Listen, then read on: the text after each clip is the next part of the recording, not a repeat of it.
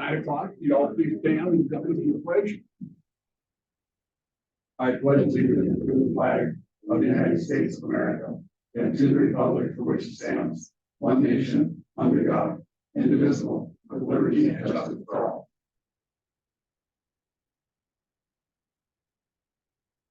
Thank you. Welcome to this regular meeting of the Pipestone County Commissioners of September 26th. It is 9 o'clock.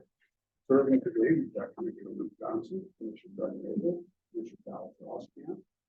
Commissioner Chris Hollingsworth got called back into work at the last moment. He's unable to be here today. And myself, and also serving, we have our county administrator, Steve Williams, and our HR director, Kathy Peston. You all received a copy of the agenda, and the agenda was posted online and also at the door. Are there any additions or corrections? Mr. Chairman, I have on the consent agenda, I have no auditor warrants dated today, so you can scratch 9/26 of 23. I have no add-on commissioners warrants for today at this point. Nothing's been brought down to me. I would like to add at 11 a.m. please, Dean Schultz from John's Controls and Wayne Drew will be coming in. Dean will be presenting the 3-year HVAC contract and explain it to the board what it all covers as in the past. There's a little bit of an increase this year, but he wanted to come in person and talk to the board about it and give you an update on the system as well, how it's going here with our HVAC system, which is working quite well now. So it's a good sign. So, Mr. Chairman, those are the only 2 changes I have at this point.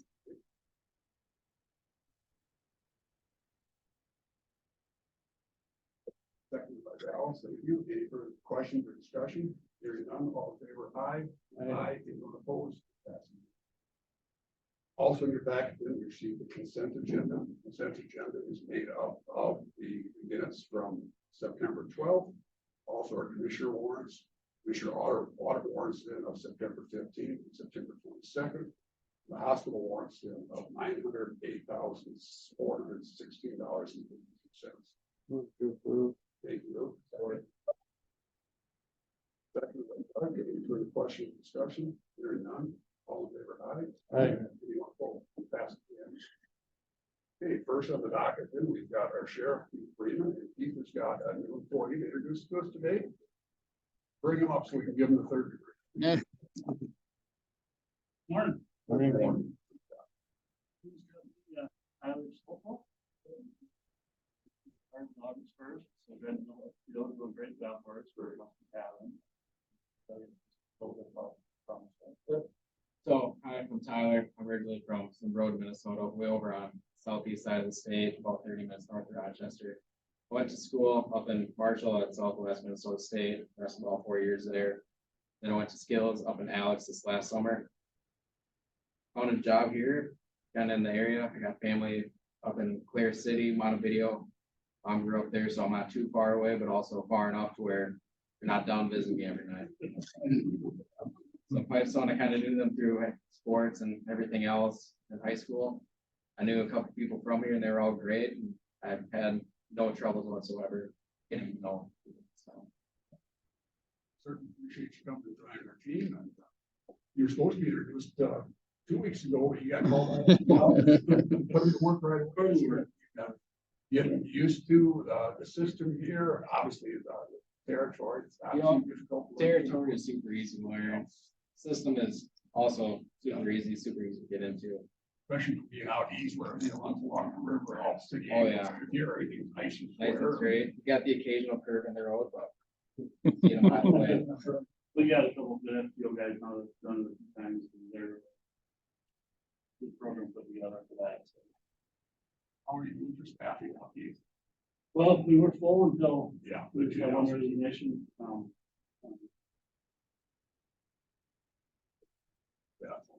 Kathy. So we're full staff for everything else. There you go. Well, thank you for the work you do, and thank you for coming to join the Yeah. team. Thank you. Nick Bergman, our highway engineer, we're ready for you. We've got a report on a road and bridge, action items, information items.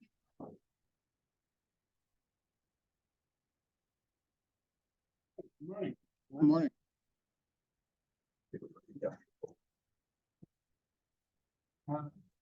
I.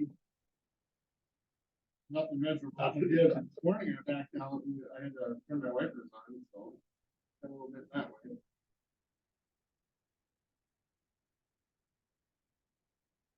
First up for me today will be approving a grant agreement and a resolution for that grant agreement.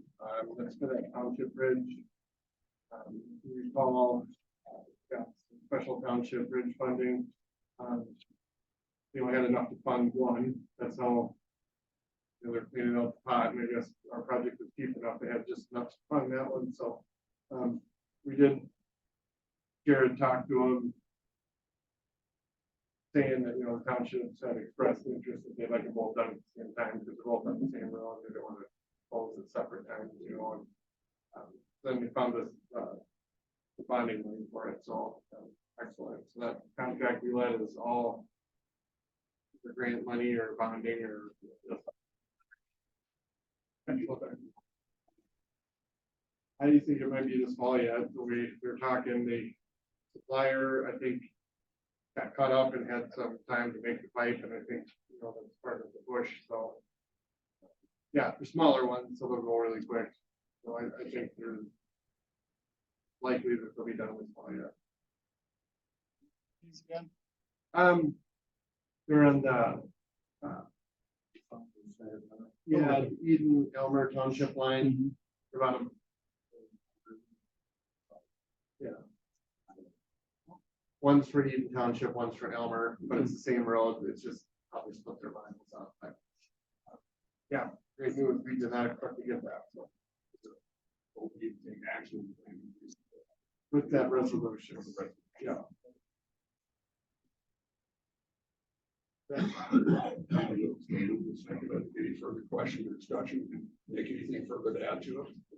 Nope, it's our. If you look at them, you'll see it's like the same one we have to do whenever we get that grant money, so. So it's a little intimidating when you look at a long document like that. I think they're shorter now, but I think they used to be 17 pages. We're getting a little better, but nothing out of the ordinary on it.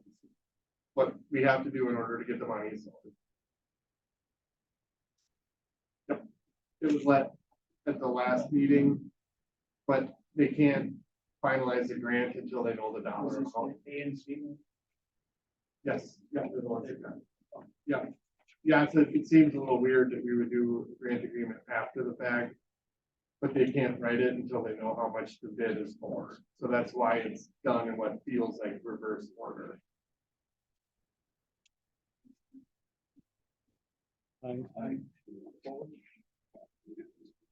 Mr. Chairman, that was resolution 59-27-23.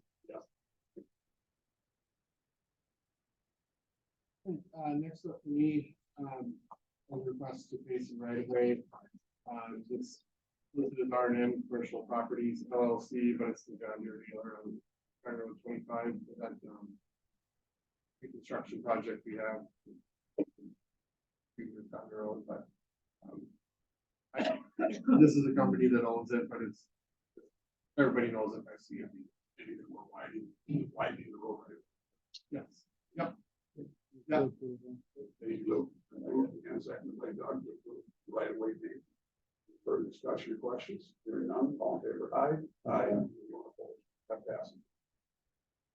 When we're talking about right of way agreements, the right of way we approved last week for the northwest part of the county, that landowner has since said to me that he might, if the time allows, he might be willing to do the fence himself, which we always very much prefer because then it's done how they want. Again, so I don't know how much that would be. I don't know how much of it he would do. I don't know if you would even have time to do anything, but is it safe to offer payment to that at the same price we do it to everybody else? And I don't want to, generally I like having more approval ahead of time, but I don't know if I don't know what I would approve because I don't know how much he would be willing to do or be able to do. So As you said, this is the normal practice. Yeah, it's for years and works out quite well. Yes. For all parties. yeah, it'd be the same you pay them at the same rate you pay everybody else. There's nothing unusual about it. It's just. We won't probably know until the day ahead of time, like. You know, like when they get here with the pipe, if he's got time to do it, you know, so. No, this consensus is fine with me.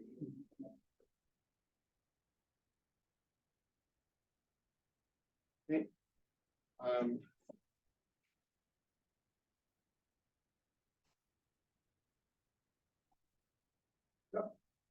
So I have some information I've had, I got you, they call it the one pager.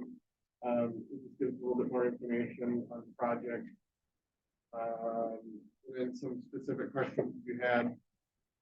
That she followed up on, for 23, they're gonna do a 2.5-inch mill and overlay. We usually do 1.5 or 2, we've done up to 2.5, that's. Shorter segments, you know, like if. Road's in bad shape or, it's some, you know, it's thicker than we'd ever do. But, you know, they have more traffic than we have, so you know, they call it a medium mill and overlay. I'm guessing thin mill and overlay. That's the cutoff line.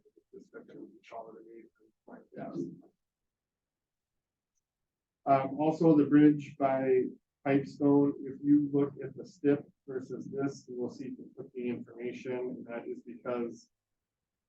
If I understood her correctly, the STIP has to have like a technical description, whereas this is more of the realistic description. So they're not gonna replace the bridge. They're not gonna replace the entire bridge, you're gonna replace the deck though. So it's gonna look like a rather big project, but it's probably only. You know, they'll save the abutments in the pile, so. It'll be a little bit quicker than a normal bridge replacement, but I think. For the dam. I guess. Well, they won't be able to take out anything beneath it. This is the one on 23, not the Right. railroad bridge. No, right. Right. Is there pile into this one too, or? There are rocks that seem to dam up the judicial ditch there. The way, We should be able to fix that. then. I would think so. Yeah. Yeah, the railroad bridge isn't causing the dam up. It's there's a level of rocks above it and then below it. So if you look to the east and as it goes north, there's a lot of water that's just standing there. So Oh, yeah, well, we should be able to get that. that'd be great.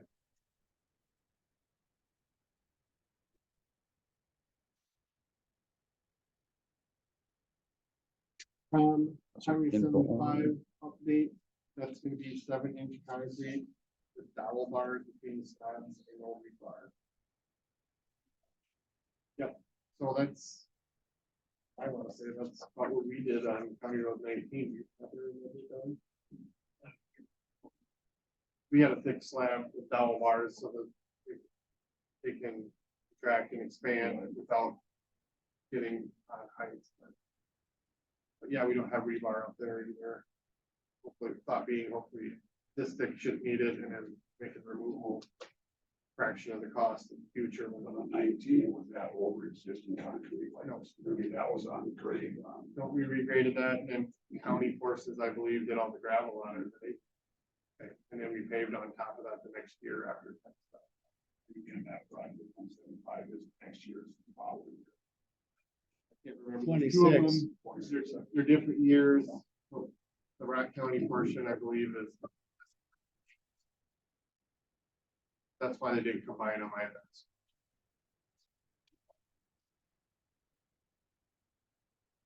So I think that's all the questions that were asked. Linda, am I missing anything or? It mentions culvert lining along the corridor, is that where they just put a sleeve inside? That's what it means to me. I Yeah. guess I never confirmed that. I have gone and seen that done. Saw it done on a project in Lyon County. It cost about the same as replacing the culvert. So it seems a little, why would we do this? Well, the road's not closed and then you don't have any bumps in the road. Actually, it looks pretty slick to me and I would try that in the right circumstances. Like the last few jobs that maybe would have qualified, the culverts were so bad they were beyond lining. But Seems like a good product, It must make them slightly smaller. a little bit. So they drag this, they clean them out, then they drag this giant. When you think of the circus, you see those long balloons. So it's kind of like a balloon like that. They inflate it. And then they pull this UV light through it. And it turns the stuff hard as a rock. And then they take Sawzall and they trim up the ends of it. So it's not. That type of lining doesn't lose much diameter. I've heard of like concrete lining, that probably does. But I don't, maybe this is that, I just assumed it was the one, but maybe not, I guess. I never asked.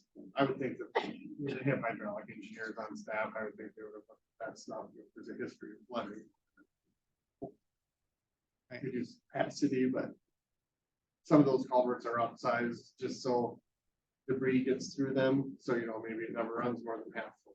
Then you can give up a little bit of capacity.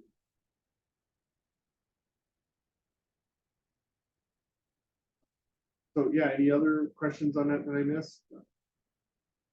That was everything I had written down. Okay. Next up for me would be purchase of spray chemicals. We got 3 quotes. These include state contract pricing. Kind of had a split products as we see. So the low bid for Escort and the drip control with Nutrient Ag Solutions, and a little bit 4D with Channel Co-op. You know, they quoted all the items, but they said they're fine splitting them, so I would recommend, I guess, going with the low bid on items, so that would require 2 different purchases, one for Nutrient. Purchase.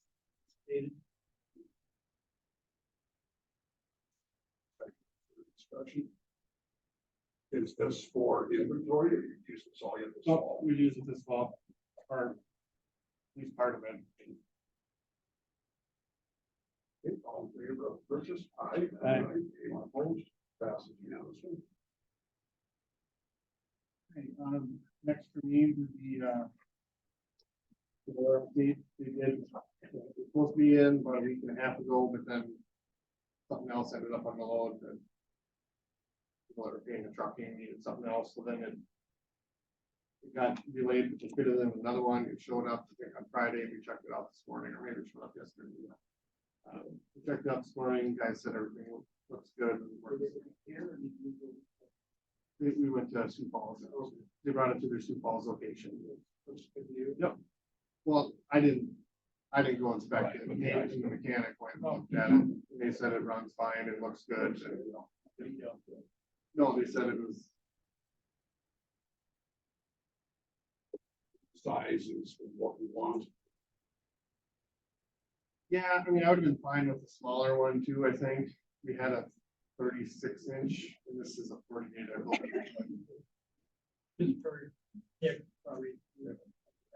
No, I haven't.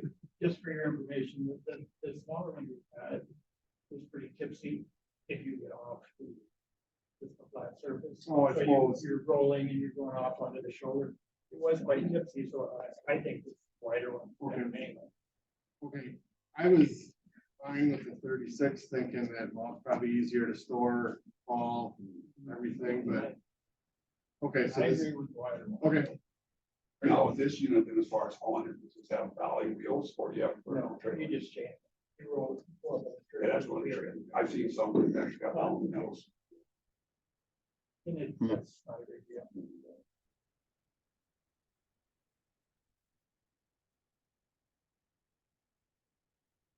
yeah, they said this roller's everything, they said it. That it was, you know, an email, and it's a good machine, so.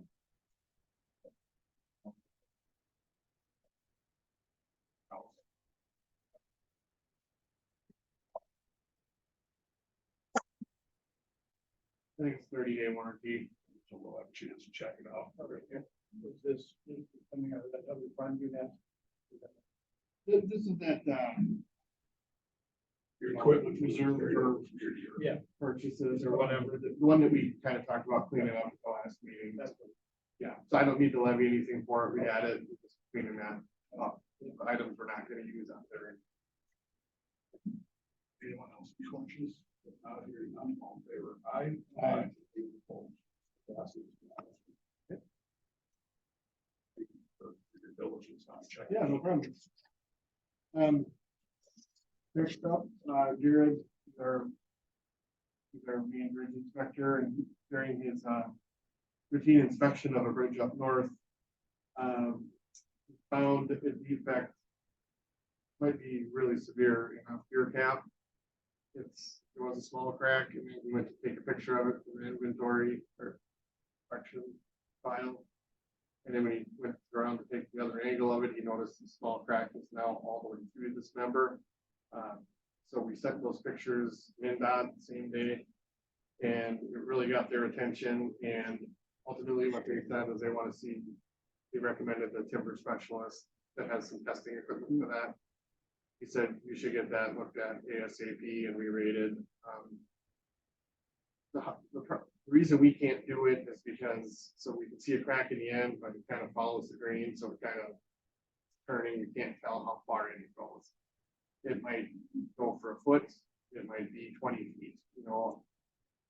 I don't know what's gonna happen with it if it tests bad. They might rate it severely, they might close it, I don't know.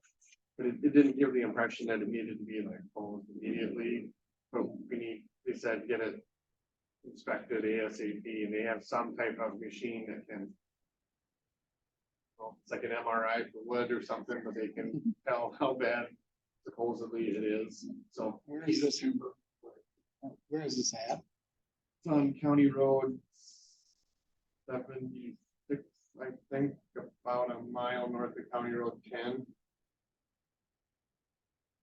Wait, you remember the road? It's posted now. Is that 76? Okay. It's in Altona Township, so it's like a mile or two east of County Road 15, and then north of County Road 10. Posted now. Really, really disappointing thing about it is it was built, I believe, in 1991. Yeah, so it's timber.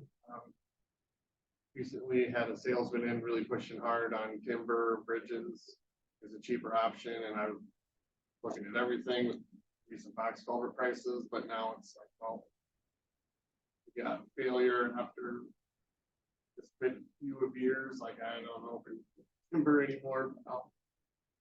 I'll let you guys make that call. It's your deal. The member in question is, so it's got metal piling, so that's good. So that's updated. We used to have the timber piling that fail all the time. This is, I don't know exactly what kind of metal piling it is. Sometimes we would put each piling down, which say is generally referred to as I-beams. And then we put like a casing around them, fill them with concrete. Sometimes round pile, driven all the way down, filled with concrete. It looks the same above water. I'm not sure. I think it's the round piling filled with concrete, but I'm not for certain on it. Either way, it's metal. So the pile's good. But the question, member in question is the pier cap. So it's the big beam like that sits on top of those piling that the deck rests on. Most of the mentioned was too, for instance, large, Yeah, 20 inch by 20 inch or bigger. oh, it's probably bigger than that. Probably, I don't know, some of those are 3 feet. I don't think this one's that big. And now we know until they do the analysis of if it's repairable or not, but they don't know. So we checked with the bridge office on that, and they said you'd have to take the deck off to do that. I thought you could just jack it up and possibly slide a new one in, but I guess that doesn't really work well because then the deck doesn't sit down right again. You can reinforce the bolts and the steel plates and so on. Yeah, so, you know, as a farmer, I have some creative solutions to some things. I thought about just wrapping a log chain around it and, you know, tighten that down to help it. I don't think that would probably fly in the structural world, but Temporary. I would probably do that. Yeah, I'd probably do something like that regardless. The rating's gonna be bad either way, and we're gonna have to, you know, if it's cracking big time, we'd have to rate it down anyway. But you don't know for sure.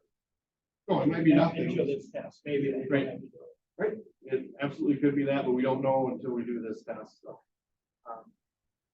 Talking to the consultant, he's up to speed with it, he said,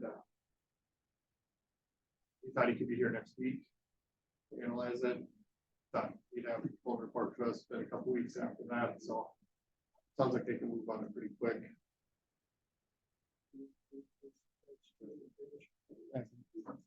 Second. The bridge is only 2 years old, or built 91. They were 32. No warranty, I No, assume. I'm sure not. No. After 2 years, it's 20 years. Yeah. But this company is still in business. That's these two bridges. Same one. Yeah. Wheeler lumber, I believe, out of cities somewhere up there, they're somehow tied in with their engineering. We do a lot of business with this year. That's when, that would be by. Extra lumber. Everybody, either Okay, yeah, And your comment about doing a lot of business with, like I say, even though it's no longer in warranty, I still think we have a conversation with them. That we're going to smell on this. I don't know if it was them that did it. It might have been a different company. I can't, I never looked it up, so I'm trying to find out. But after we figure out what's going on with this, I might ask if I should continue to look into timber as an option, alternative option to box culverts, or if we just quit spending time on that. That would be up to you if you want to roll the dice anymore. hopefully that is even timber or concrete. No, they stay out of stuff like that. But they didn't seem to be as upset about it as we were, thinking like, well, if this thing's junk after 32 years, they're like, oh, sometimes that's how you get out of those. It's usually going to someone get other engineers, statewide association. Jackson County does quite a few of them. They like them, seem to like them anyway. So they're cheaper, but if you don't know if they're not cost, it's cost effective anymore after stuff like this, so.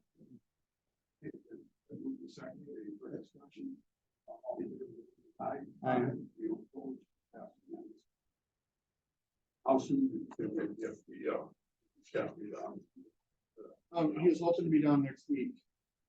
The first week in October, I believe. So.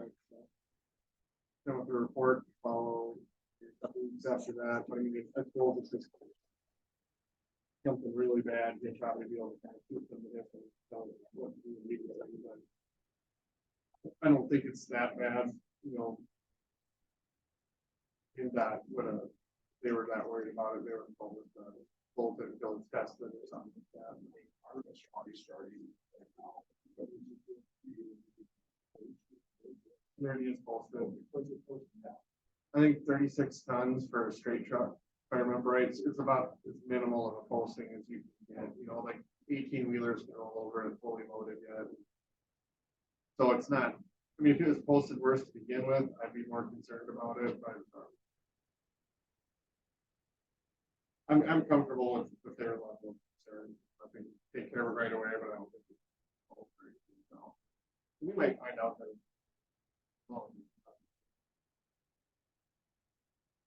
Right, next up for me, and I don't know if this is the right time to talk about it or not, but I was approached about firearm training that in our class doing that in the gravel pit while they're getting things figured out at the gun range.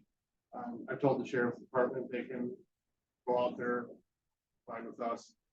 Those are county employees. This is the youth fund.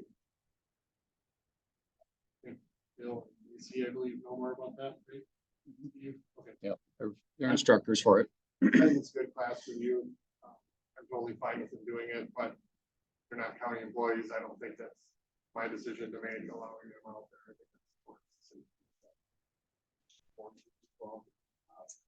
Set up. I think they're still organizing, right? No, they're using it for small arms. Right, but for. This is like shotgun. Yeah, they're not set up for that. They've just got their handgun range set up. I don't know if that's something we can approve now, or if we need to talk to Bill or Casey, but I just wanted to let you know that I'm fine with that. It would take virtually no work on our part, we maybe have to park the payloader to get the spot. No big deal for us. I think it's just the youth, that DNR sponsored youth fire training. Yeah, the field day or whatever, hands on part of that. Is there any issues with insurance? Yep. Steve, would you like to have this in minutes, last take action on it, or this doesn't require action? Yep, go ahead and take action on to allow county employees Bill Folger and Casey.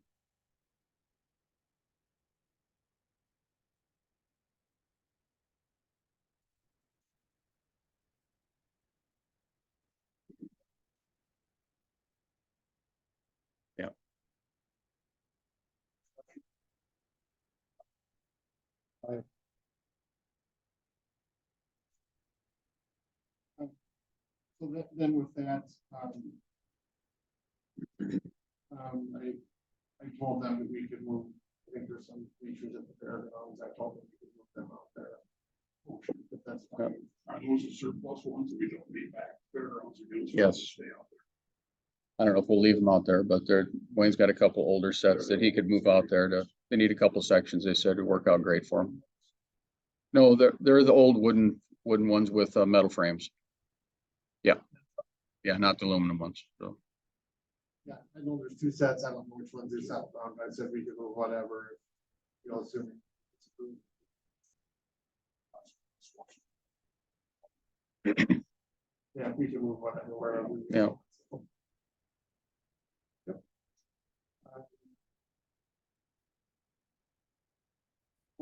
Next up, so later on in the agenda, I didn't know what time it's gonna be on there, so I just put this on my agenda too, but as you'll see, the city of Pipestone has requested that we increase their annual maintenance payment. And I can go over this later too, but you want a summary of what I found out? Why don't we, that's a 10-15. And I can go over it then too, but like now, I guess it gives you a little bit of time to. I guess, I'd like to stay on schedule, because we are ready for Southwest Crisis Center now at 9:30. I don't want to rush it either, so. Well, I can just hang around here and I can go and then I can come back up and finish my stuff. Okay. Sounds good. Schedule for everybody else. Thank you.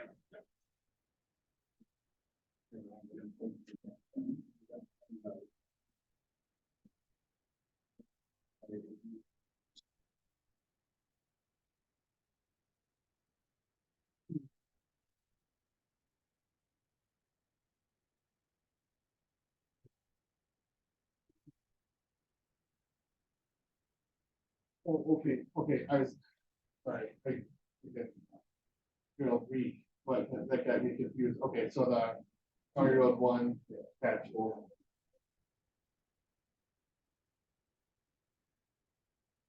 Yeah. All right, I'll be back. I'll hang around here. I'll finish up my.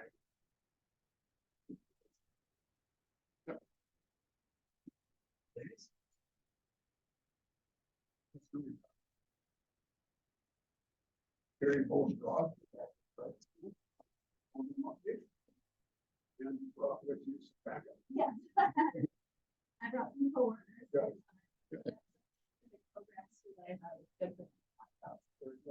So, we'll just start by introducing ourselves. So my name is Carrie Vostros. I am the Assistant Director with the Southwest Crisis Center. I have been here 11 years now with the Crisis Center.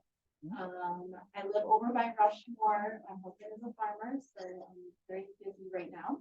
And we have 2 daughters. So that's just a little bit about me. And kind of why I do this work, why I'm at the Crisis Center is really goes right back to our mission of trying to end violence and exploitation for all people and really wanting the world to be a better place for my daughters. So that sounds like a cliche or cheesy, but it really is true. Hey, I'm Tracy Brady. I'm the content here in Pipestone and also represented in Laverne. I am here I know a lot of people that have been, through domestic violence and sexual assault, and even, people that have been trafficked throughout my life. And I don't know, I don't have too much excitement going on at home. It's me and two fur babies, that are also very important. Yeah. For 5 years. And in what role you played in the crisis? So I'm, the advocate here in Pipestone, so I'm the one that's typically gonna be here in the office.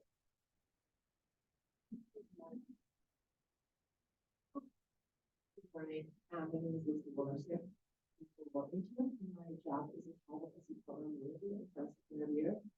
I'm original from Mexico, having been here for 10 years, from the South for 3.5 years.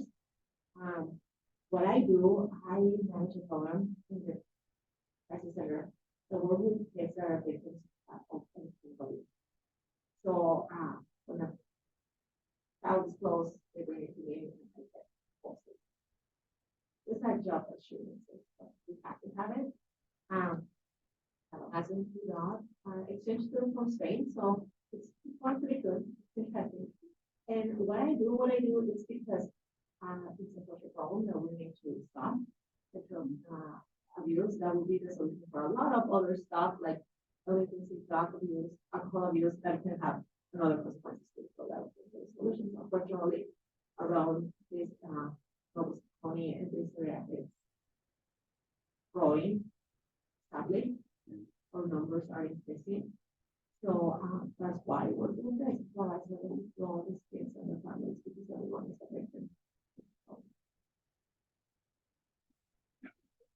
Oh, you grew up in Spain? No, I'm from Mexico. Oh, okay.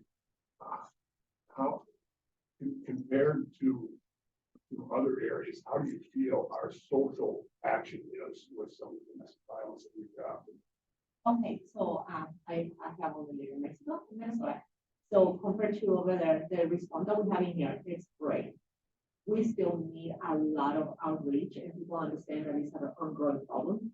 We want to stop it.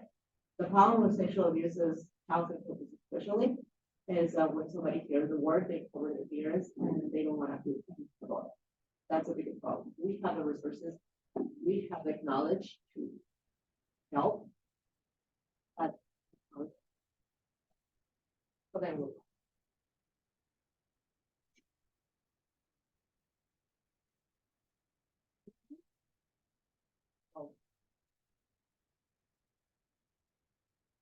Okay, so I'm just gonna talk a little bit more about some of our services and programming. So as you can see, we have services across the lifespan from children and youth. I think the youngest we interviewed about younger than that, and it's kind of hard to do an interview because the vocabulary is not there. And then all the way up to well into adulthood. And so we work with people who have experienced domestic violence, sexual violence, exploitation, and trafficking. And we also work with those affected by that. So their families, their caregivers. And our services cover, I have to get this right now because our newest grant gave us an extra county to cover. So for the last nearly 40 years, we've been covering Nobles, Rock, Pipestone, Cottonwood, and Jackson. And starting October 1st, we'll be covering Murray County as well. So we are the only people who are providing services for crime victims in those counties. And what it means, like what do we do? We provide a listening ear. We walk people through the criminal justice system. Oftentimes we hear victims say the system is not for them. Even the prosecuting attorney is not for them. They're working for the state. The crime happened to the state. And so we are here to work for them and have their voice be heard in that process and to kind of explain it to them in layman's terms, I guess, as much as possible. We have support groups. We do have financial assistance that sometimes we can help people with. Maybe that's gas money to get to a court hearing, gas money to get to maybe a therapy appointment. Maybe it's safe housing and all of the expenses that go with that. So getting the hygiene items, food and all of that for a night or two.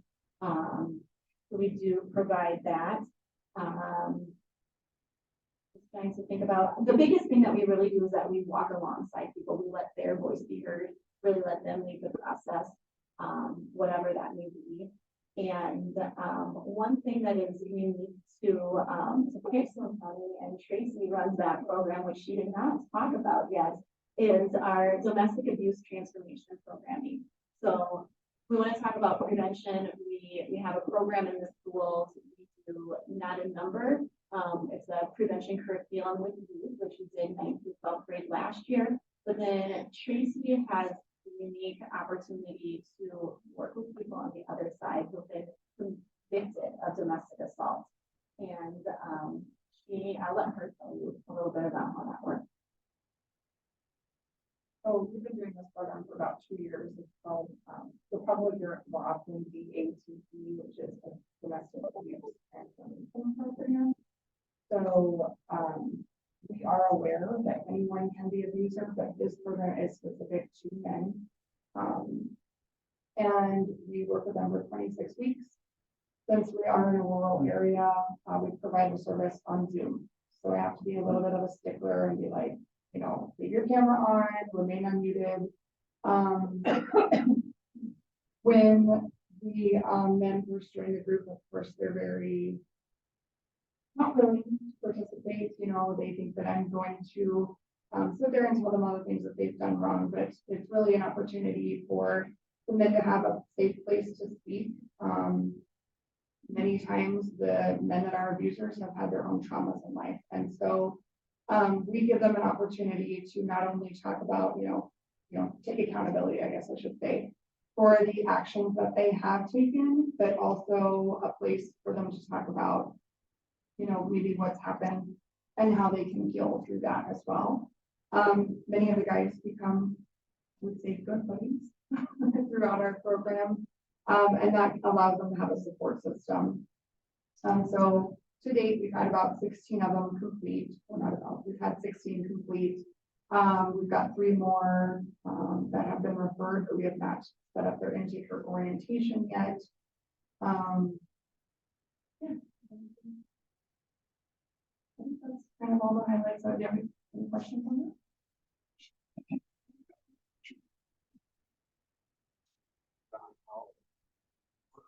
Have effects as well too. When we talk about it, we always use physical, but we know the emotional and also verbal abuse. You expound on that. Yeah, so when it comes to the men's program, they aren't necessarily convicted of anything yet. Many times the program is used as a plea deal.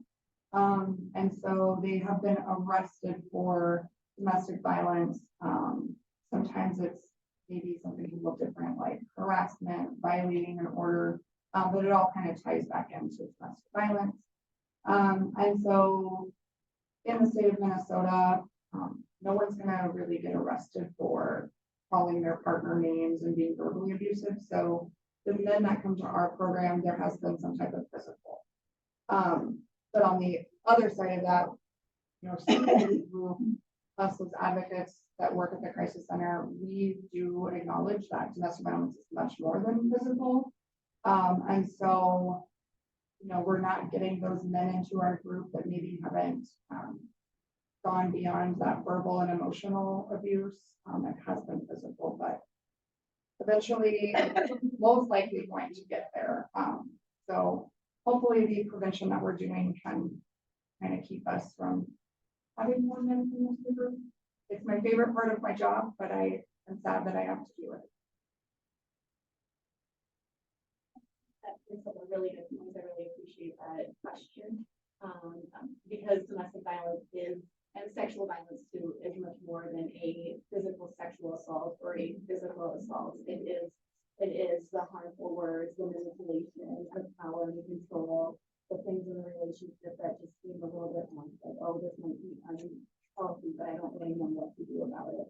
And so while we are funded primarily, or one of our largest sources of funding is through the Office of Justice Programs Victims of Crime, we recognize that not everyone who comes to us has experienced a crime, but they have experienced something that is not healthy and that is a violation against them, whether that is something, you know, sexual words or sexual touching or the power and the control in the relationship.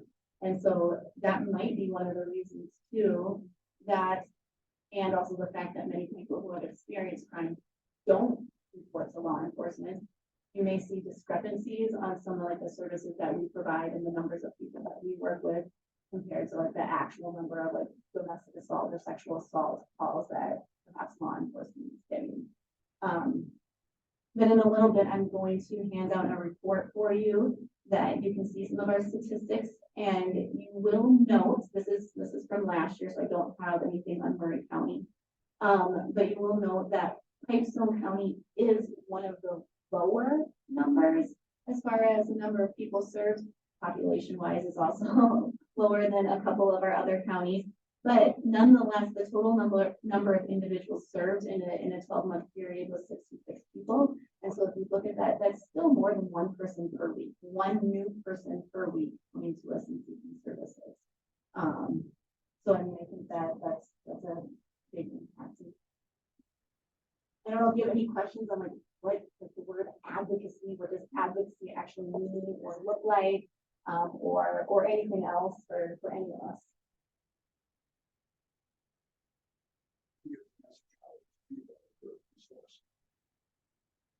One of the ways is through October, which is Domestic Violence Awareness Month. Tracy just told me she had a question for us. I was sitting back there, so. I usually end up emailing Steve that I was on vacation, came back, saw we had this meeting, I thought, I'll save it.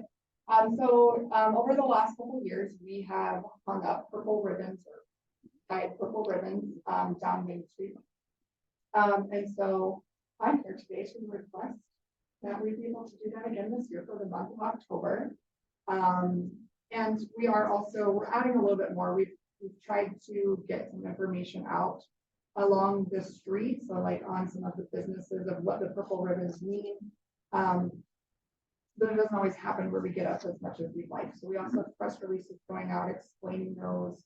And then we will be doing some radio interviews specifically here in Pipestone, kind of explaining what those are for.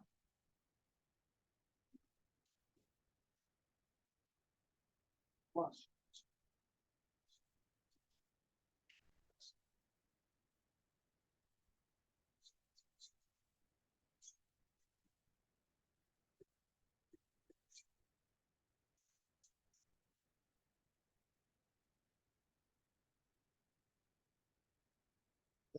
Thank you for all you're doing.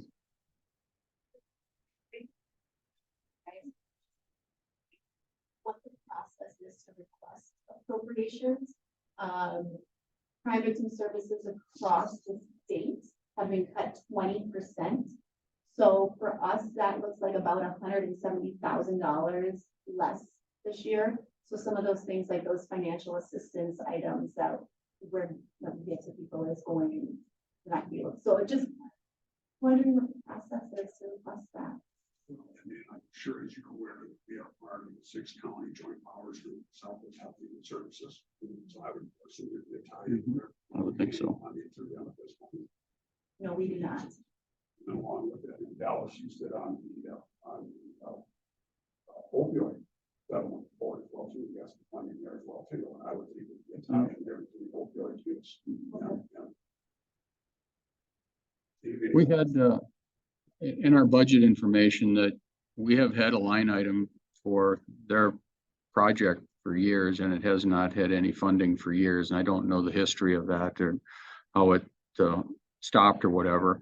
But if you're looking for funding, I would recommend it to, obviously our budget is now going to be approved today, so there won't be anything for 24. But looking into next year for 25, you've got a project, you know, send it to me, let me know, and I'll get it in with, yes, please. Yeah. See if we can get. Yeah, we're.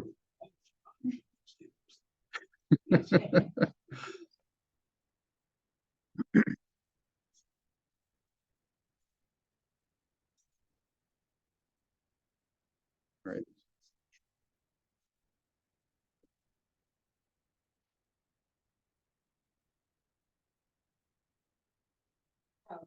child protection. Social workers, so I'm still mixing both. We're gonna start, working with, the child protection service in this county's area. And as soon as we got approval, we got a phone call from Murray County. It's from Murray County to us, so I'm planning to have a meeting with the director of child protection services. To start, interviewing kids and providing of, full advocacy services for them. In 2 years, we interview on almost 150 kids coming. So, hopefully we won't have to interview as many kids in this county, but, we're gonna be open. In all 6 or in all 5 counties. No, only one. 150. Yeah, sorry. Yeah, we're still working to contact with other counties, and offer our services to them. It's a working process, but, we're already working with, Murray County and, right now. Here, as I said, the budget process is ongoing, so even though we're studying today, why don't you get some information to Steve, you put it in this file, so we have that on hand, and start working on it. Get it on together for probably a year.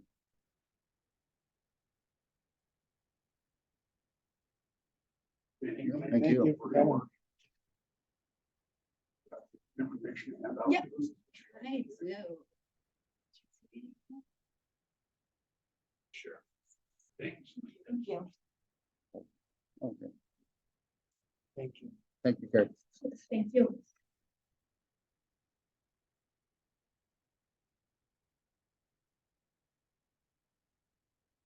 Casey, we are ready for you, Casey Seaver, the EMS director's here, because you've got a request for out of state travel.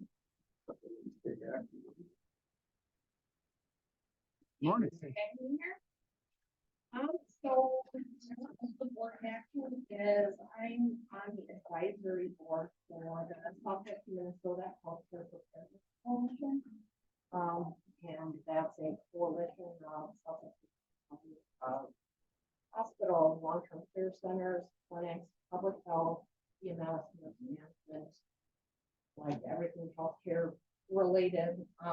And I guess their goals are preparedness and response, for disasters, natural, pandemics, all of the above. But they gave, a few of us the opportunity to attend the National Healthcare Preparedness Coalition Conference. One other person is going, that's an advisory board member. She works for Olivia Hospital. And every expense incurred is reimbursed by the Southwest Healthcare Fairness Coalition. So there would be no cost to the county. But it is in Las Vegas from November 28th to 30th this year. They have a lot of sessions that looks like they would have some good pearls to bring back to our rural healthcare down here.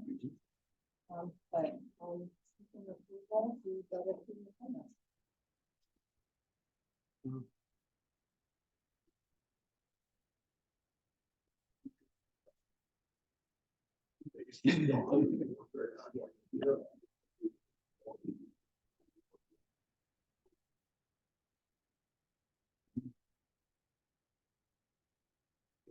Discussion questions?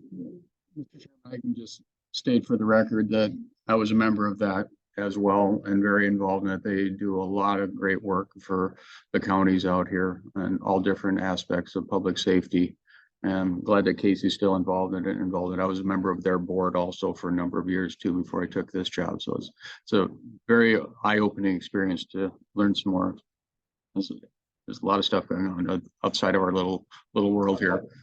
Exactly. So I'm glad she's very involved in this.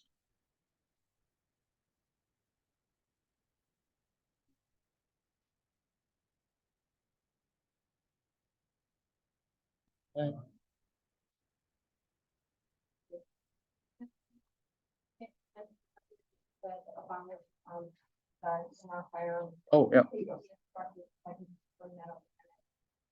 If we would be allowed to use the county. Yeah. travel to this Saturday. Yep, said that, so He's probably gonna be just a one time.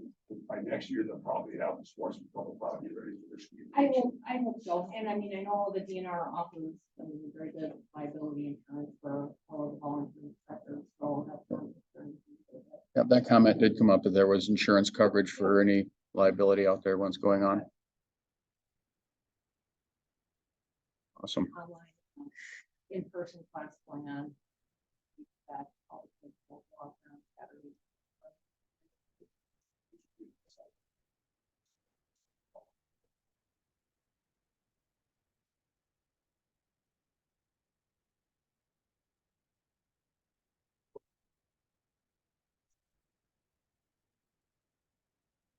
Thank you. Thank you. Thank you.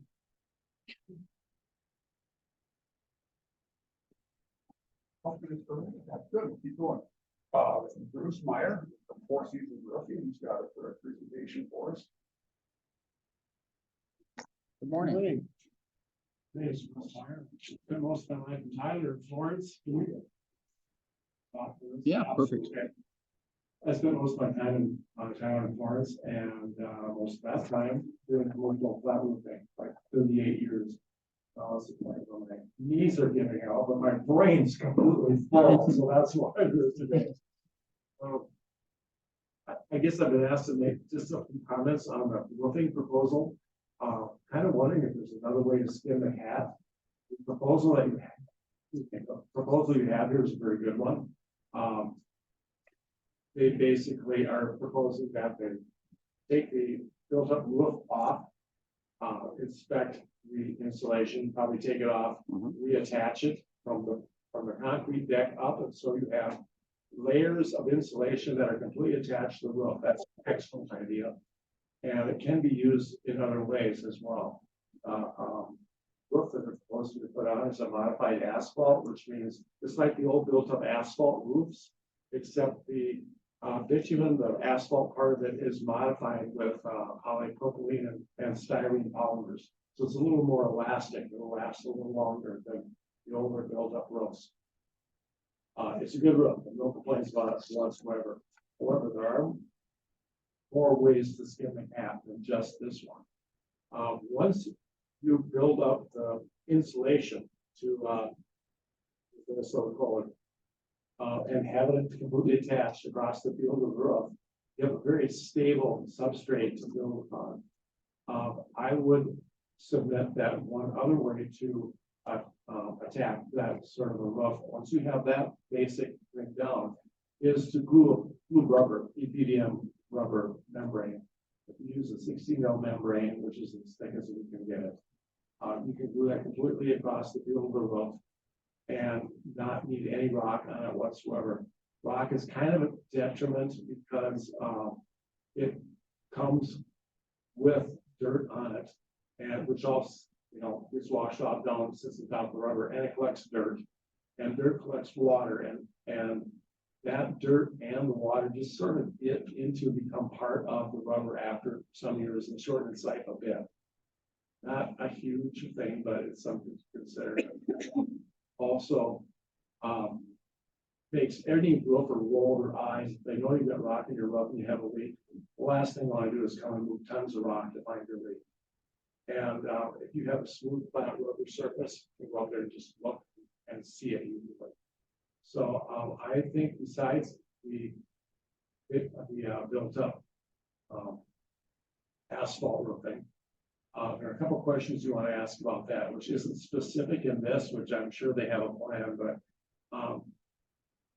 there are two ways to put on a modified asphalt roof. One is it comes in rolls of 3 foot wide, and it can be hot mopped into a insulation.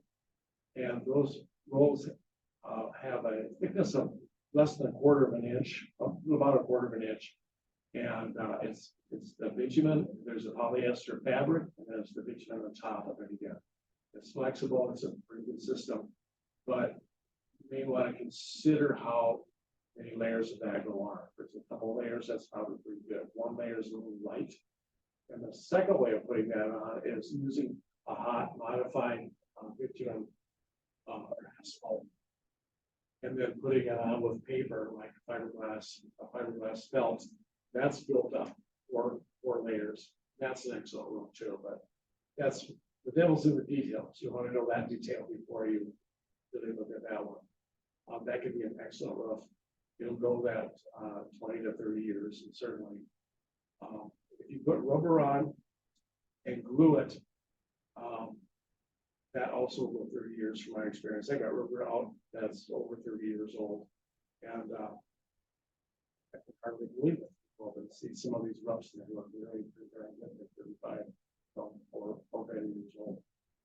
So that is just one thing I wanted to mention, is that there's more than one way to cover that insulation for long term and keep it safe and keep it easily maintainable. Again, with modified asphalt, there's rock on it. Again, a little harder to find leaks, and every roof eventually leaks. So it's nice to be able to find it. I guess I personally, if I'm looking at rubber, simply for those reasons. Also, the price, I think, there could be a big price difference from what we're looking at on this paper. And so I guess that would be probably another excellent way to consider that kind of roof with rubber. You put out the bids, you're likely to get wide ranges of prices. I know that in the last 2 years with the pandemic, and for whatever reason, my prices for rubber have gone up 50 to 100% for all materials I use in the houses. But everybody makes their adjustments and thinks, well, labor's got to have a bump too, so all the prices have gone up. So I guess if you have any questions, I'd be more than happy to, field them if you like. Otherwise, that's about all I have. You have a concrete deck, which limits your options as far as attachment, and that's why we're doing installations. I'm sure we got lots of questions. I don't have a lot of questions. I mean, I just, I guess you all know I've had roofs work on my roof at the store uptown, and I've had good luck with it. I know when I first had it done in '96, I got a list of references from them at that time. He gave me a page full. I contacted a number of them. They all told me the same story, that they had good luck with it. And when I saw the price of the presentation that we had, I just thought there's got to be a better way, and I think there is. And he's telling me about it. So I guess I think it's a good system, but I think for your particular roof, I would probably think rubber's a little better. So. and that's fine. So, Mr. Chairman, one of the biggest issues we have up there is we have all these different sections, so it doesn't really allow you to get going on a roof. You keep working around it. We anticipate that would bring our labor costs up just because of the different sections you have to do, and you can't use the machine and roll the rubber out and whatever you do.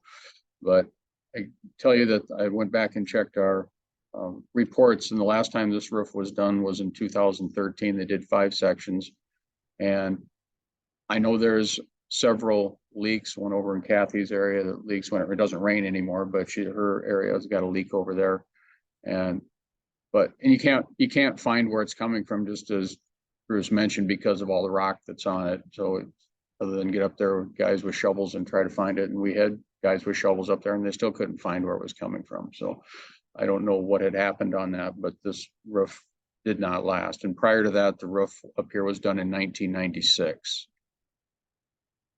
And the reason it was done back in 2013 was that the county pulled the tower off the roof and all the guide cables and everything for the radio system. So they decided at that point they needed to do the roof. And so, but the whole entire roof, I don't believe is shot. We just got a couple of problem areas on it. And of course, this doesn't take into effect the area with the skylight out here that we do have to deal with too, that has nothing to do with the roof. It just is end of life. It just leaks. It's an ongoing leak problem with that.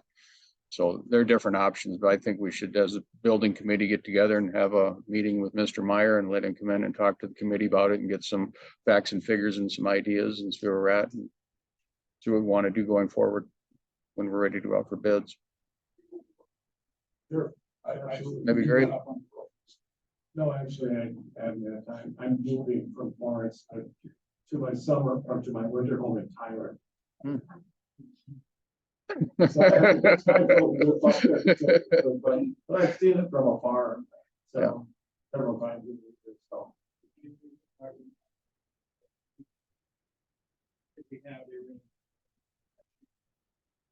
Yeah. Yeah. You probably just have to look at it. Yeah. I'll do that before I meet with your. Sure. But I'm happy to, you know, We to appreciate this that. age, you don't care as much about other things, but like to help people out and stuff. And so it's great to be asked for advice, people like that.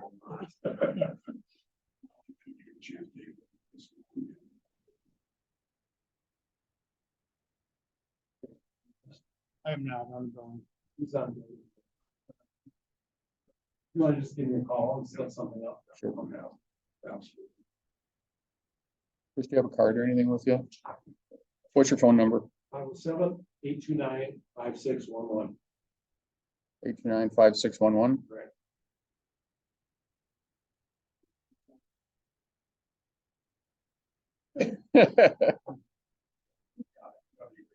Okay.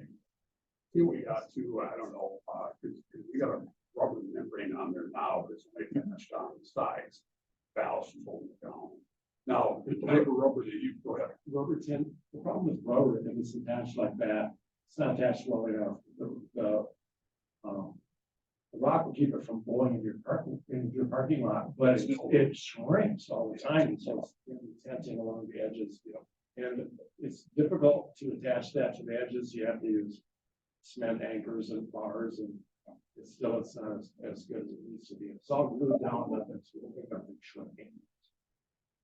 Is it a rubber, and is it synthetic or a natural rubber? So what is the UV? EPDM is a synthetic rubber. Natural rubber break down short. Yeah, it's amazing. It's like car tires kind of, it will take the sun and take it for, you know, we say it'll go for 20 years and give a 10-year warranty, but it'll go for 30 years. I see it all the time. It's kind of amazing. I see Wayne's here in the back, our maintenance director. We could take you up on the roof if you want to see it before you go. Now, if you want to. Actually, I'm going to be at my house, continuing my move. It's the most epic move I've ever seen. I haven't thrown anything out in 40 years, so it's incredible. Thank you. Yeah. Yeah, thanks for coming down. Okay. We'll get in touch with you. Thank you, Bruce.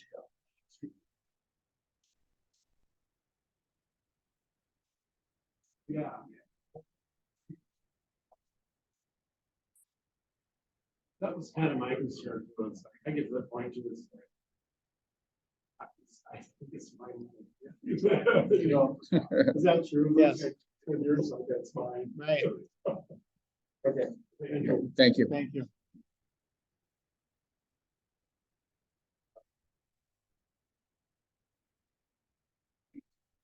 Oh, there she is. Stand as well too, so. Ready for you guys. Okay, join us in right now. We've got Dan Lane, Mayor of Pipestone, the City of Pipestone, and also Devin, our city administrator. Welcome forward, where we can go. Well, thank you. Good morning. Chairman, commissioners, everyone else. We just wanted to come in and introduce ourselves as the new administration for the city of Pipestone. What we found in recent months is that there was probably some complacency for things that have been done and just left. And no change has been made. What I'm referring to is the municipal maintenance allotment that the county receives from the state of Minnesota. And the city's payment for the last 21 years has remained the same. $22,110.45. Now, on the other hand, the maintenance funding that I have for the last 5 years that the county of Pipestone receives from the state of Minnesota has increased from 350,000 to roughly 443,000. That's just going back 5 years. If I had the numbers for 2022, I would have brought that up to your attention today. And I'm sure we could probably find those numbers. But I'm not saying anybody did anything wrong. I'm just saying that we're looking at this with a fresh set of eyes. And we'd like to follow the correct procedure and possibly open up conversation to find out what we can do better. I'm not here asking for a check for myself or a special interest group. We're here representing 4,300 people that live in the city of Pipestone. And we wouldn't be doing our job if we didn't take note of something like this when we come across it and bring it forward. So what I would like to see is a commission developed between the city council and the county commissioners to look at this, see what we can do better to serve the public, and come forward with a recommendation to the county commissioners at a later date. Have this discussion. And we talked about back dollars months, years and years. You know, it's never enough. I don't spend time figuring how much money it was. It's never enough for that. But the process itself, I think we look at. Now, Nick is still here. Nick is still here as well too. Sheds light on and Steve.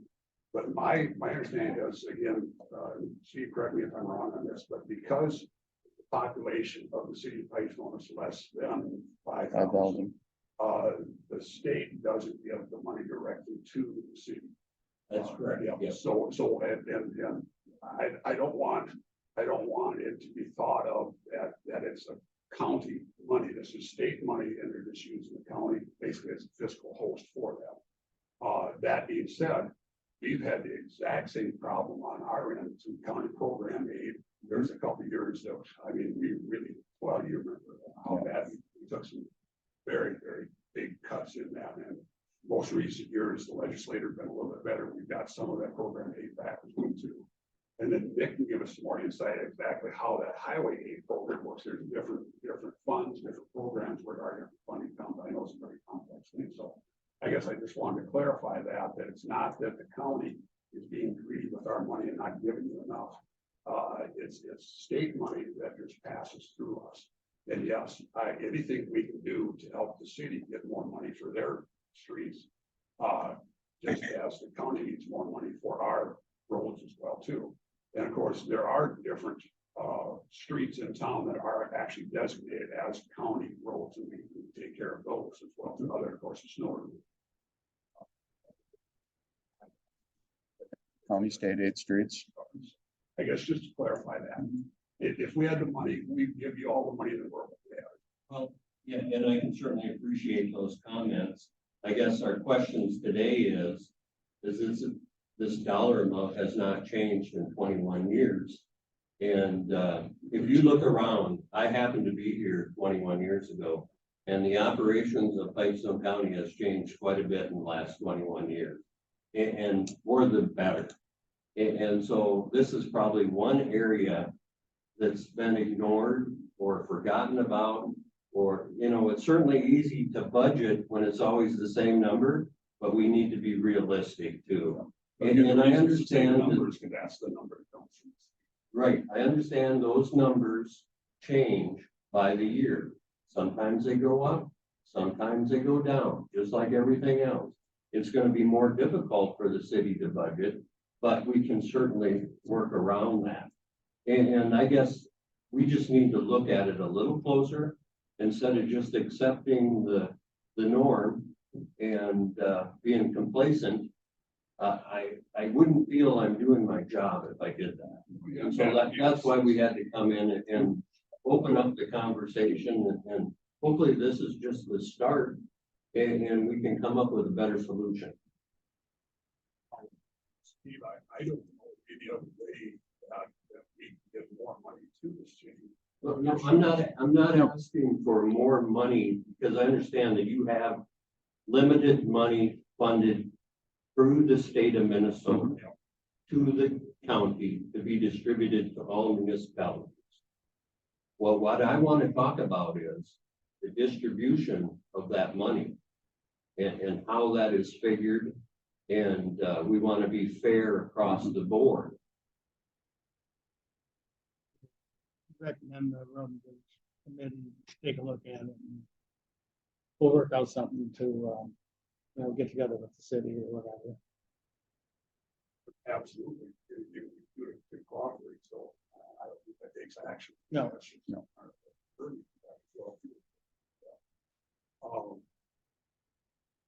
Road and Bridge Committee, is that something that can meet with the utility committee that we have at the city level? Or instead of just bogging this down in committees, could two commissioners and two council members get together and work it out with Steve and Deb and then come And Nick. forward for Oh, definitely. That road and bridge committee, commissioners and myself. Okay, yeah. I think that's what you're asking. Yeah, that'd be the appropriate way to move forward with it. And then we could take action at it at a later date on it. But for my own clarification, Steve, the only way that we can increase that amount, because we're not getting more from the state, is we would have to go on the county's levy, correct? The only way that we can generate any money from the city would be by increasing our levy. No, I think Nick can probably explain that maybe a little better. Nick, why don't you come up and say where Domain's at and just give a quick little insight. Just so everyone knows how the money comes in and how the program works, because you're the expert on that. We have a briefcase.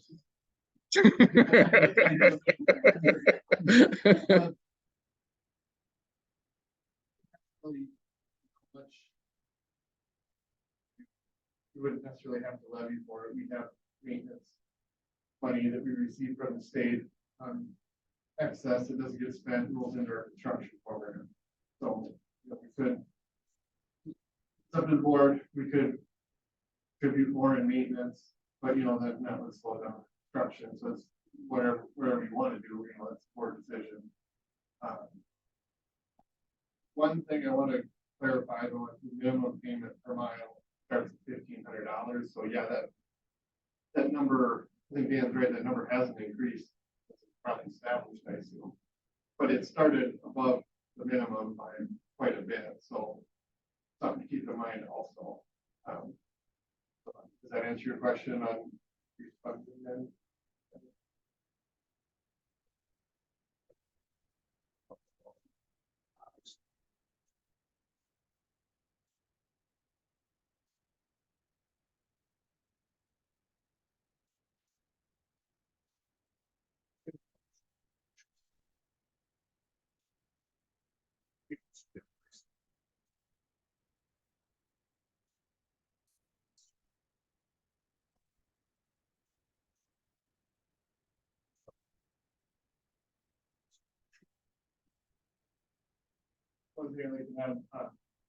We pay the city of Edgerton the same dollar amount, do some work there. Right. That we pay Pipestone. Yeah, it's the same rate. Yeah. To clarify the question, in 2019, we were at $350,353. In 2023, you're at $443,539. The difference is about $90,000. Does that $90,000, has that been going into your construction fund, or has that been distributed differently to other municipalities? Because it certainly wasn't distributed differently to the city of Pipestone. This would. This would be for all miles. I think we might be talking two different things here. Okay. So you're referring to the payment that you did for the 6.61 mile. Correct? Yeah. Okay. So yeah, that rate is $3,345 a mile. It's the same rate Edgerton gets for the one mile they maintain for us. So. Did I help answer that? I don't think I did, but I think I'm still. I guess I tried myself. Because we're at $22,110.45 since 2002. It's never changed. But the allotment that the state sends to the county has certainly changed. It fluctuates, it goes up and down. But theoretically, I think it's been moving up. Right across the board, just like anything else with inflation and just the last 5 years, there's a $90,000 increase. And just wondering, it certainly wasn't an increase to the city of Pipestone. Was there an increase to other municipalities? Or did that just go into your construction fund? The only payments we make are Pipestone and Edgerton for the miles that we pay. The rest of it, we remove miles that we. That answer your question? Not really. Not really? But Okay. that's why we want to probably go into a commission and, yeah, work out the details and go from there. Yeah, but I appreciate the time and I feel that we're all in agreement that it's something that needs to be addressed and, you know, there needs to be some changes done.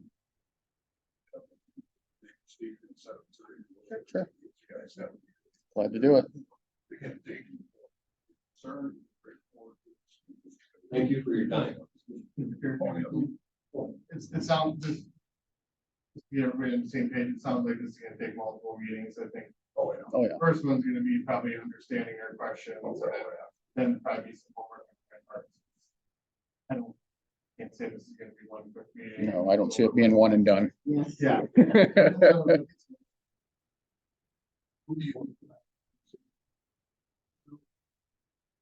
Scott? Okay, He's perfect. on the utility committee and probably make $1 million just the utility committee and road bridge right now. I think to be playing. Sounds good.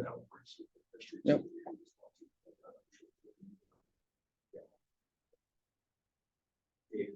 We'll work it out. and Absolutely. let everybody know. Sounds good. Thank you. Thanks, you guys.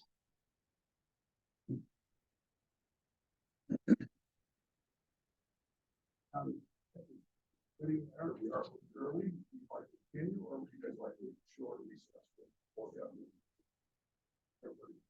Good. So I have a bid opening at 10:30 and then I want to talk about our surplus equipment. That's the only other. Okay. It doesn't matter to me what we do.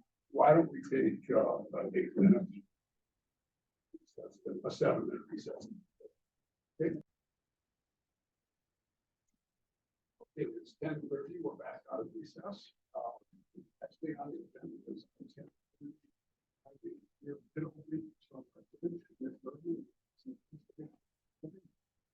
Yeah, also join us, they say, just join us.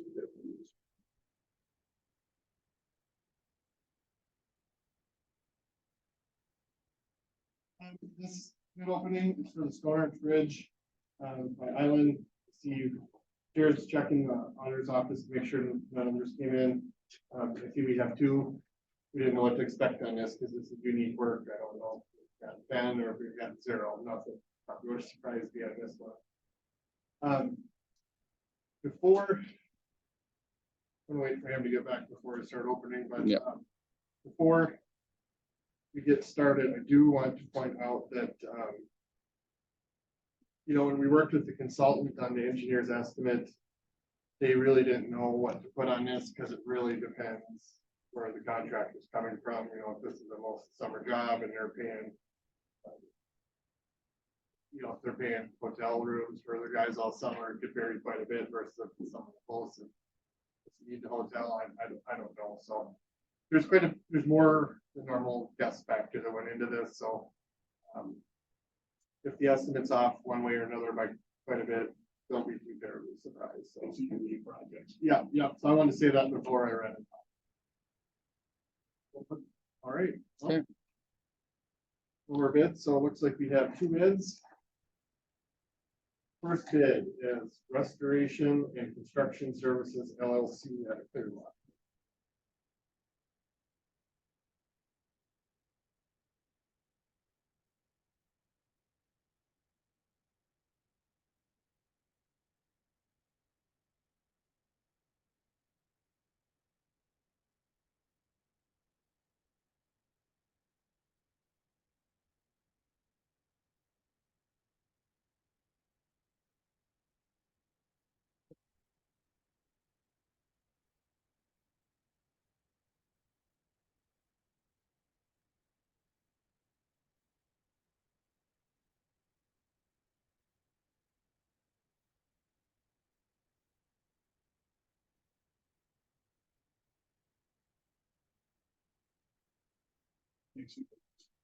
Stone Bridge.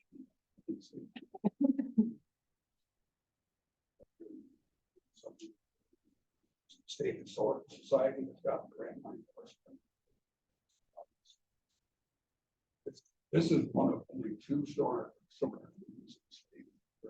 I don't know, I don't have that number, but what I've been told is the largest in service.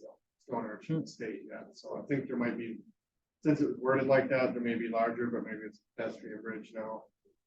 I couldn't. There's just some special funding. Yeah.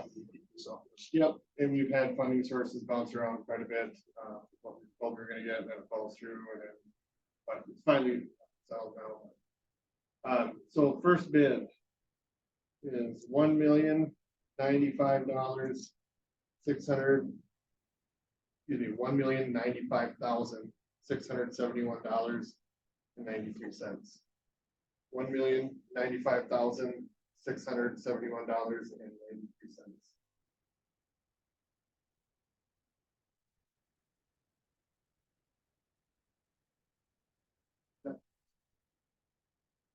Then the last bid is the Environmental Associates out of Wilmer.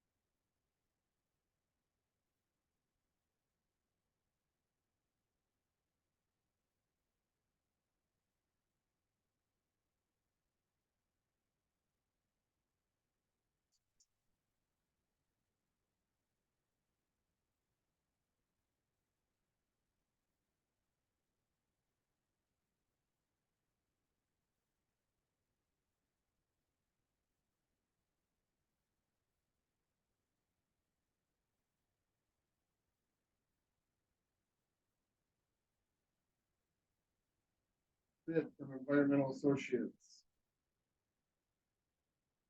$1,391,051.95. $1,391,051.95.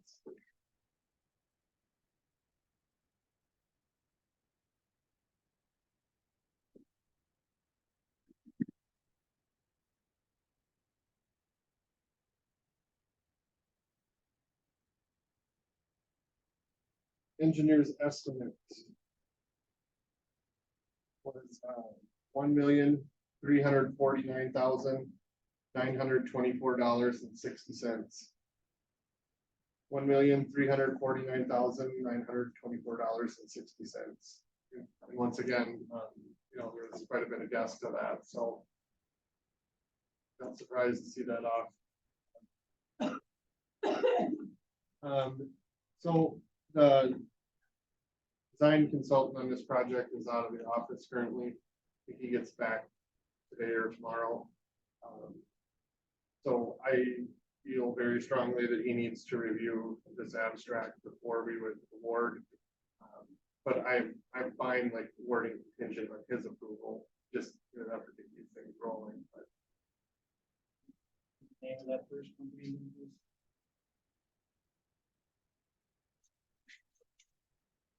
Restoration and Construction Services LLC, of Clearwater, Minnesota. I have not worked with either of these two companies before because.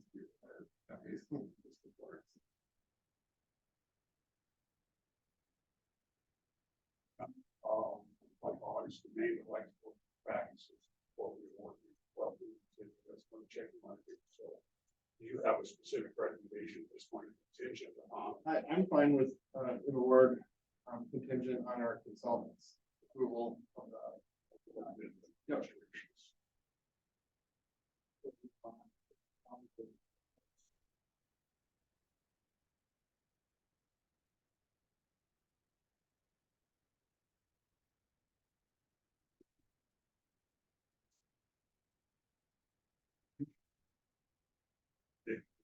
Check. The consultant. Consultant.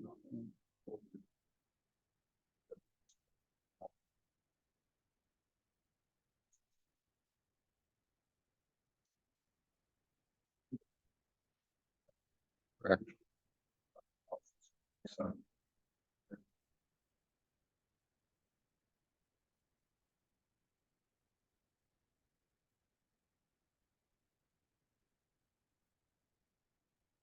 Please double check. I mixed up. I misspoke. 95,000. $1,095,671.93.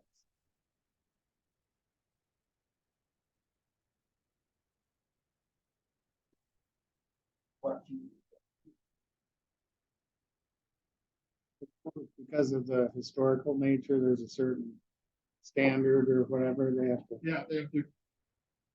We have to work with, historical society or, I don't remember who else. Even down to the detail of the garage, but I know like. Right now, they had to take quite a while. The historical society to make sure it had the right color, the right type of bead. Well, time point. Yeah, I'm trying to remember, we had to rent a pressure washer and get a water tank down there and wash with different nozzles and had to do a report on it. Yes. Yeah, it's been going on that long, so. Question, discussion, how long before you'll have an opinion back? Hopefully by the end of the week. Okay, so then are we gonna bring it back to our next board meeting and to ratify it or? what? If there's anything out of the ordinary that he finds, I'll bring it back, otherwise. Wants to go on it or be approved, got to continue to check it, wants to check. Yeah, I want that, design consultant to look at it, just because it's above our heads on. Specifics of it, you know, like box culvert, yeah, we know what we're doing there, but we've never done this before, and it's a lot of money, so I want to. Also, just familiar with it. I would say that if everything is right, unless something unforeseeable comes up that needs action on the board. If you say, oh, something's not right here, then we'll bring it back to the board, but if not, move forward. I can give you an update at our next meeting.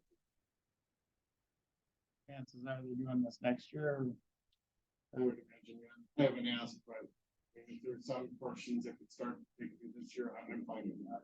Right. Flexible, as long as so it's not closed out.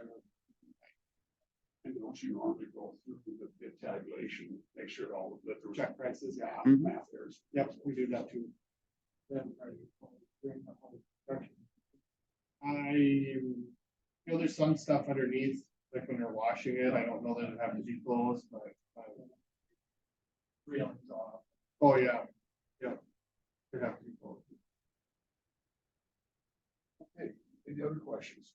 Okay, hearing none, all in favor, of the motion, aye. Aye. No. Thank you, thank you. Good.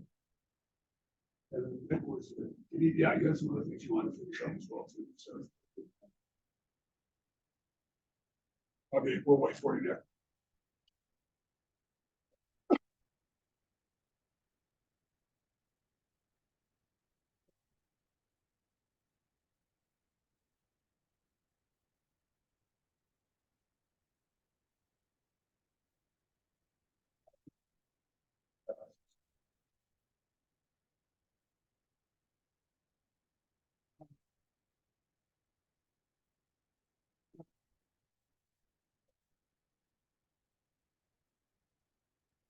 So. We advertised it in the paper, it's on the website. Really disappointed, we only got goods on it. So I thought there could have and should have been more than that. So if you want, it says the board has the right to reject any and all bids. So if you want, we can open them. If we don't get what we want, we can reject them. If you want, we can reject them now and try advertising differently. Or, I don't really care how we do it. I just thought there'd be more because it's not like a smash up, we'll pick up. But maybe we'll get a great bid in here. I don't know. The only thing I saw in the paper, I was disappointed, but I thought there'd be a picture of it. Kind of, maybe people would see what that article was. I don't know if that caught everybody's eye that what it was. You maybe could, I'm guessing the picture ad would cost a lot more. No, I get that. I don't think we've ever done that before, not saying we can't, but. Well, just a comment, I made a difference. Okay, yeah, maybe with one item, it would have been a lot more practical, last time we did surplus equipment, I think we had a dozen items, so it would have been. Had to buy a whole kitchen.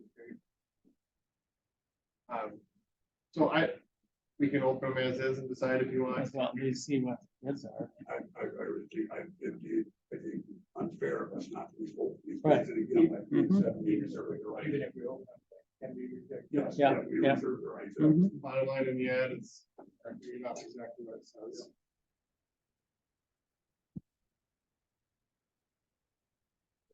Right, right. So,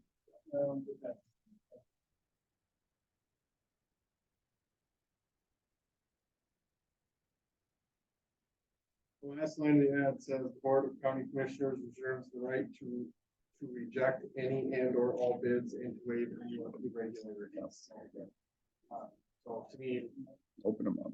pretty obvious, like, you don't like them, we can reject them and okay, so. that did it. All right, was there time on that? Are we go over it? It's just, this is different than Yeah. like a state aid bid.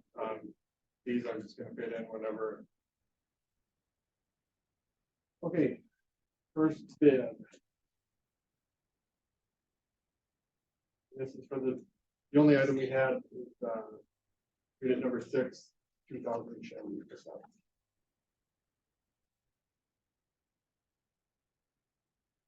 First bid is, Nate Sewell, who's a county employee. So we might mention that out of the bid, so you might bid, and I was the point of contact, so everybody got the same information, and made sure it's fine, didn't run through maintenance. Nate's bid is $2,003. $2,003.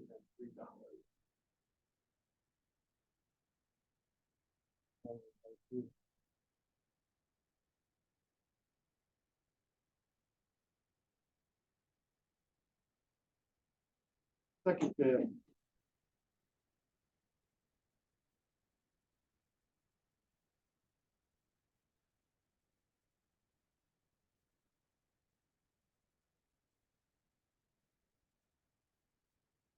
From Henry St.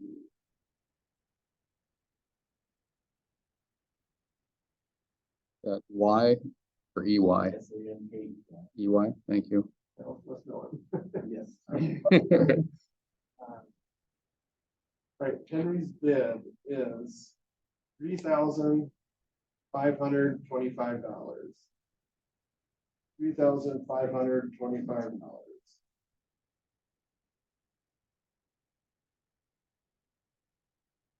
Those are the only two bids.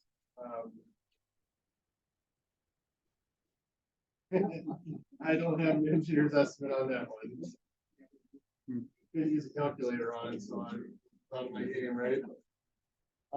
23-year-old truck, I'm sure. Yeah. Okay. I guess I'm fine with the high bid on that. If you are, I don't.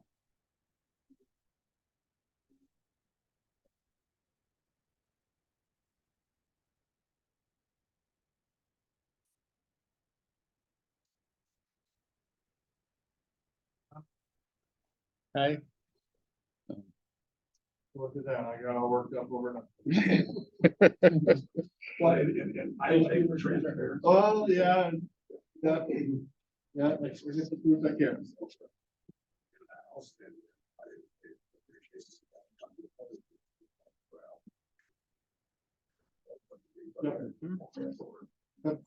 That's why I want to be point of contact. Nobody accusing anybody of anything.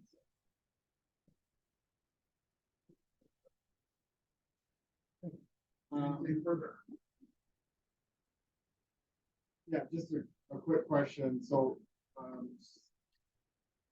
Steve and I talked a little bit this week about modifying my budget a little bit, that.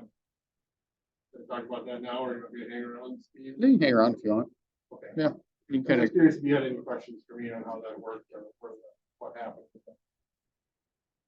done it yet. Don't just hang around since yours changed the most. Okay. We're able to reduce it.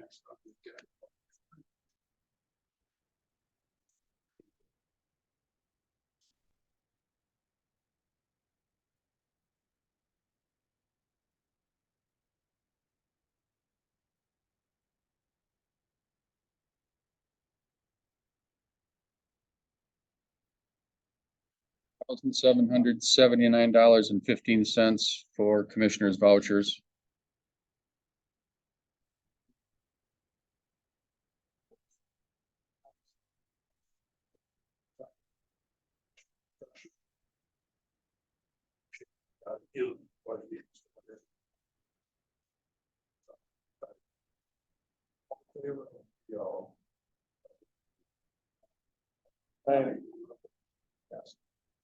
Thank you. Okay, now we can move on to our levy. What do you want to take is, yeah, Dean's not here yet. Get this done.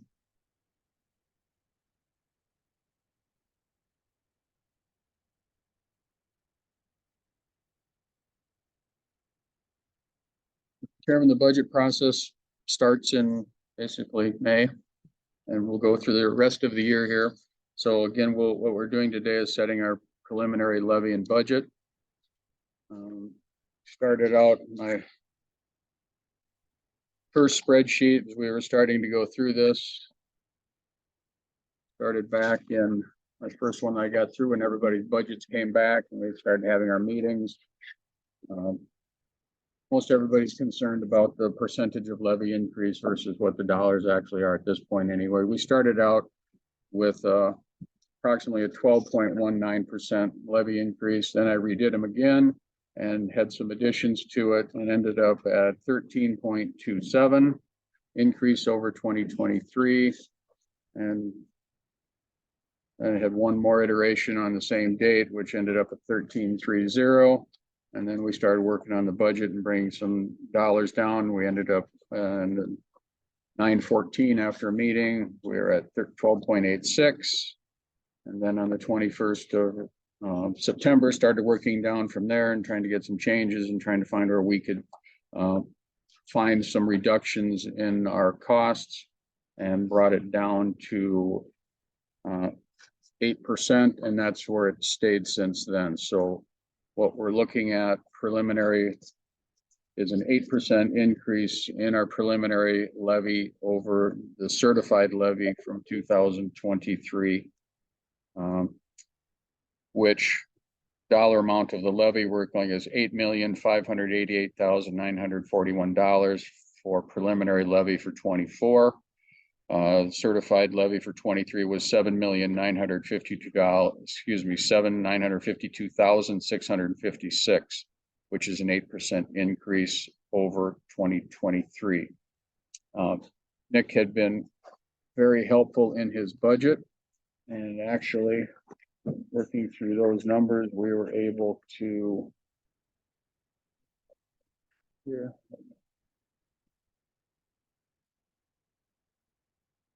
its reductions. I just have way too many papers. Okay, we started out from the non-departmental budget 003, and I reduced that by $100,000. I took that out of it's basically what I fund for reserves. Each year I've been putting that in there, so I pulled that out of there. They reduced that for 1,000. Then also out of the 003 budget, out of the 6260 account, I pulled another $40,000 out of that. And that account was 6260 was professional services. We didn't have any major professional services coming up, so I had it originally at 50 and took out 40,000, so I left 10,000 in that. And then I went over and started going through the different budget line items, and I got to buildings and plant, and I pulled out $100,000 from 1116605. And that account was building improvements. I had 200,000 in there. I had 200,000 last year and 200,000 in 22. I really hadn't used the money for any major improvements, so I pulled out 100,000 from that, knowing that we do have reserves. If we do a roof project, we will be okay with what we've got. So there I pulled out another 100, and then Nick was kind enough to go through his budget and did some changes on equipment, building improvements and construction. So we were able to pull out another 150,000 out of that. So I was able to reduce it with Nick's help, and the other revenue accounts of $390,000 is pulled out of the 2024 budget to get us at an 8% levy increase. Is where we're at. Nick, if you want to mention where we pulled it from, that'd be great. Yep. Out of your account. So we last year had budgeted 200,000 for roof replacement. Then we talked about switching that to after inspection. We were thinking we can switch that to repair. So I had that money there, planning on doing a repair, and it was there in case we found out we did need to do a full replacement. I would have used that money to offset future reserves, but, considering how thing of a budget year this is, the point of getting it lower, we should just take that 50 instead of having it as like that. In case we need to roof replacement and then use it next year to offset the levy, we just stuck it out now. So, or I reduced my current proposed levy, and I'll just use what I had sitting there for that roof. So it's kind of like reserve spending, kind of. And you mentioned previously as well, you're able to use it because of the spending of the southern border rate. So Yeah, that's the big one. That was like 350,000. Yeah. So that's where that 150,000 came from for me. So now we're like, I don't think we're gonna find out we have to do a roof repair. I mean, it sounds to me like we're gonna be safe, or we're not gonna have to replace it. I think we're gonna be safe with repair. So I think it's a pretty reasonable gamble. We have quite a bit of cash on hand, so if for some reason something did come up, we could spend out of our reserve to be more maintenance of the building. That's what it had to be, but I don't think it will be that. And now it's rough to talk about the heating system as well too. Yep. That's in there. Yeah, we're budgeted for that, and then we have 50,000 for the repair, installation, whatever. I mean, I'm still comfortable. I think it's a good, very reasonable. You can tell the board that's the primary driver of our increase is salary and benefits. Going into 2024, we have all of our unions up for negotiation. We have done a compensation and pay study, which we're planning on enacting. So we will have approximately in salaries about $8.1 million going out for salary and benefits in 24. So we're not ready to show everybody exactly where we're at because we're still in negotiation with other groups. And we do have a tentative agreement with the Road and Bridge group. LELS, pardon me. For the deputies, we have four bargaining units. So LELS, we have a tentative agreement with them. Yeah, That's one we just did. Yeah. Sheriff's deputies, jailer dispatchers, highway and courthouse. Those are our four locals we're dealing with. And, the other groups, we have not received letters of intention to negotiate yet. They'll be coming. So as remember, how this works is that budget levy cannot go higher than this, but we can certainly lower it from here as well. So this is the preliminary. Yes, I have a board action that we'll be taking here. If you.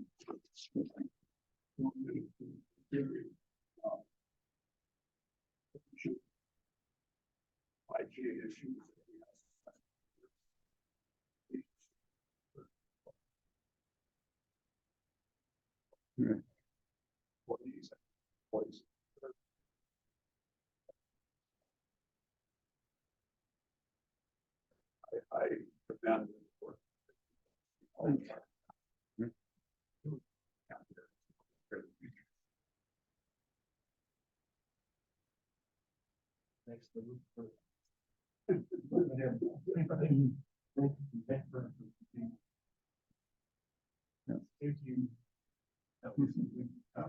Especially around the time that commissioners have to say.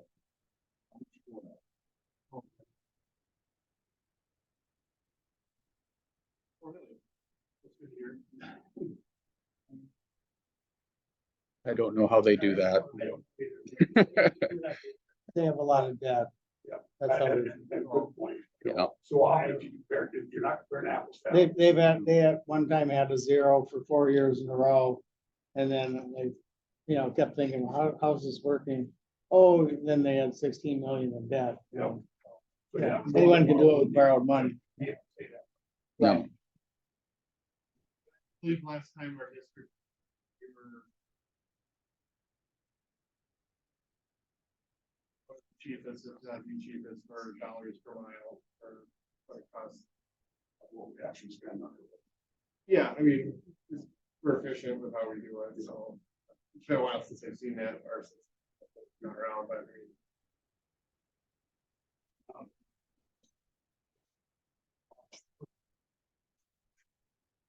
Yeah, we were, I can't remember what the title even was, but I just remember thinking, yep, I'm happy with where we're at. And it's not at a detriment to the road, we're still doing quality work. on it. Right. Yeah. That's the efficiency. Yeah. That's a good way to put it, yeah.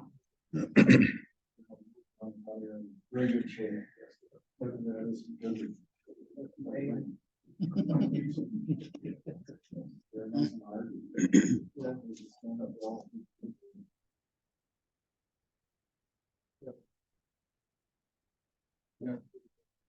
I think there's only 8 or less counties that have no debt.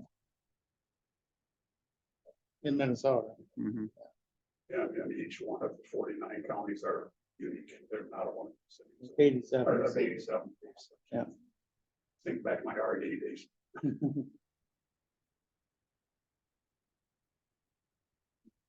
Yeah, recommendation to the board would be to approve resolutions 5928-23 proposed budget and levy spreadsheet and 59-29-23, the preliminary levy taxes payable 2024. And resolution 5929 goes to the auditor's office. That's what they've used for their.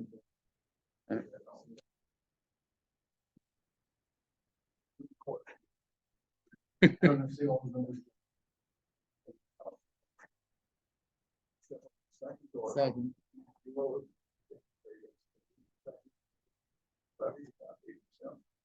Any further discussion, questions? Thank you for our work. You're very welcome. All in favor? Aye. Aye. Any opposed? That passes unanimously. That was the last thing I had. Sucker on decent questions on the funded change. Any other questions for me? I think we're done. Thank you. I agree. That should be fair.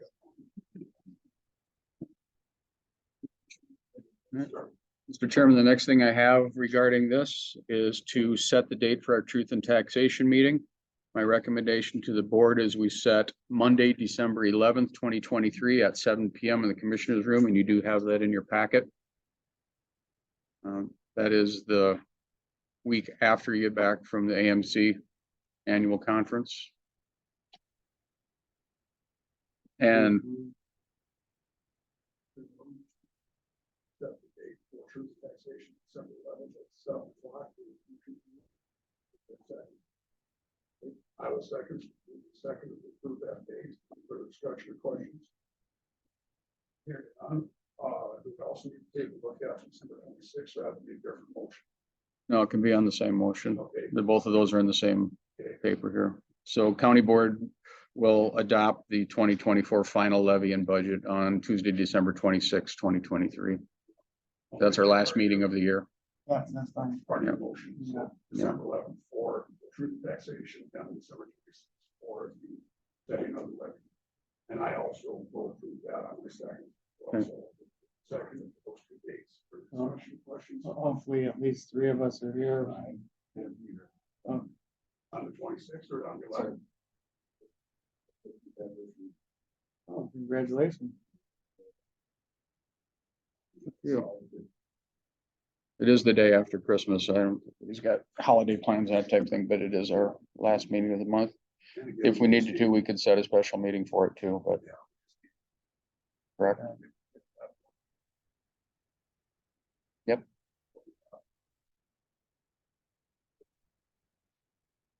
Three.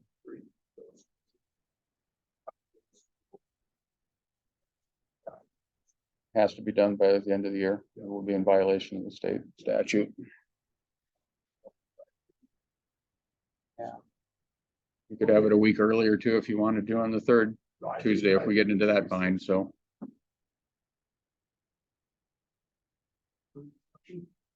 All in favor? Aye.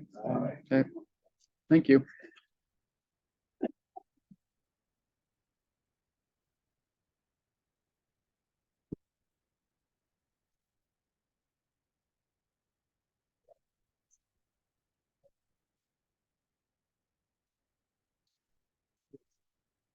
Yeah, let's do Dean here. You show up if you don't want to, Johnson. Want to increase your contract next year.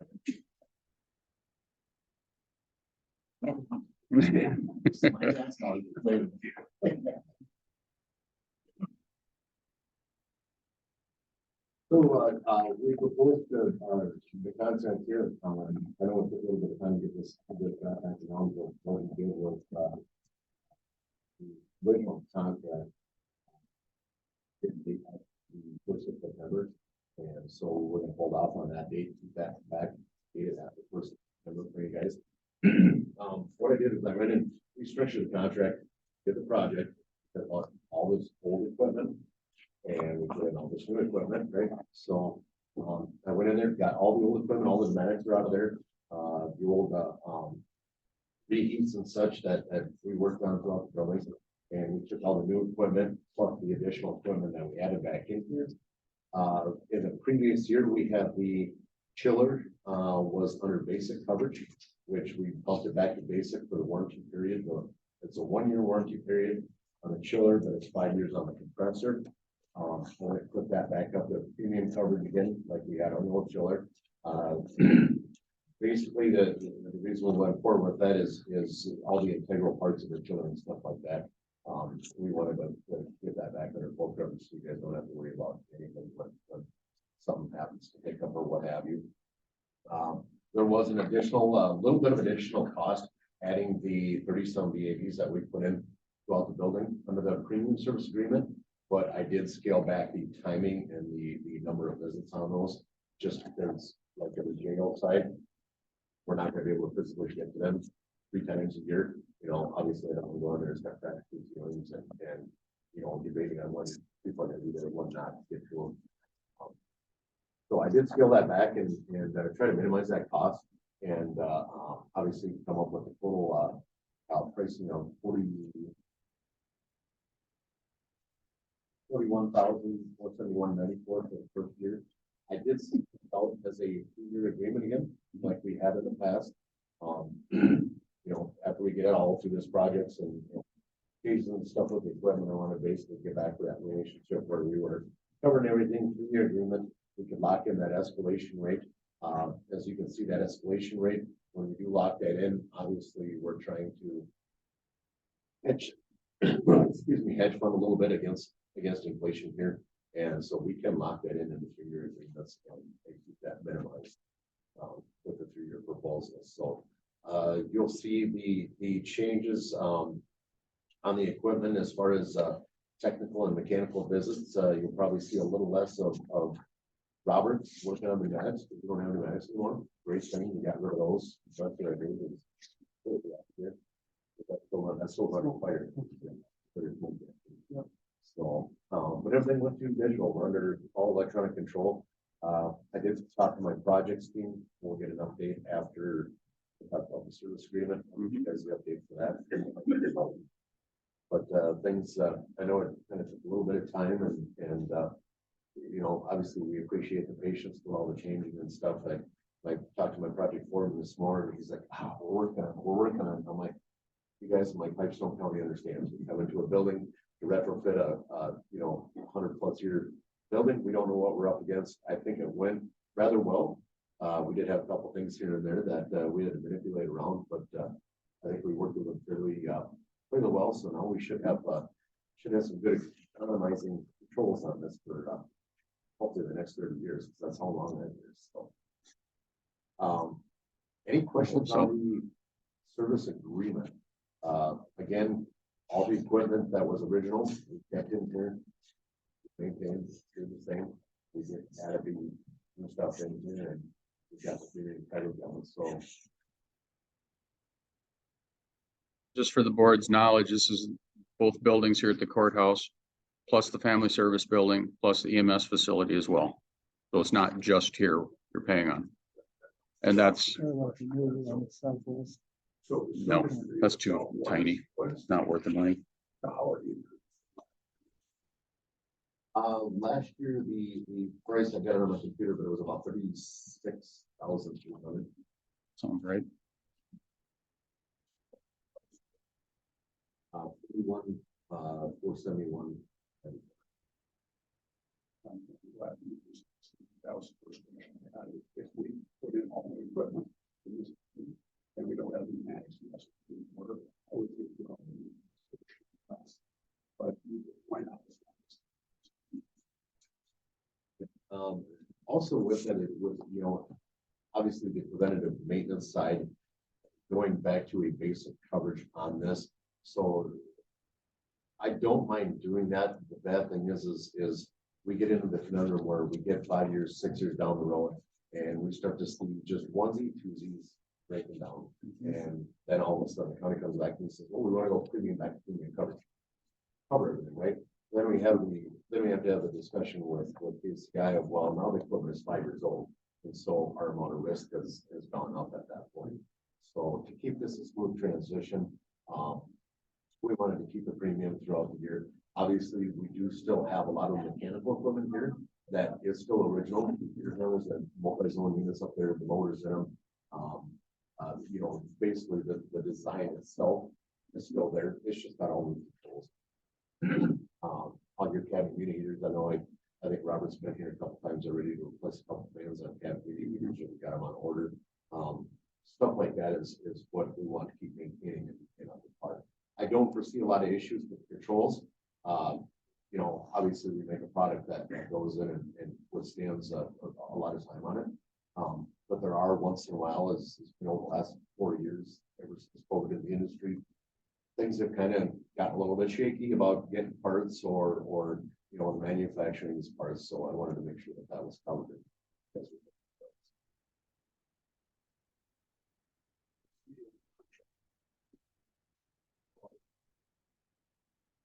Correct.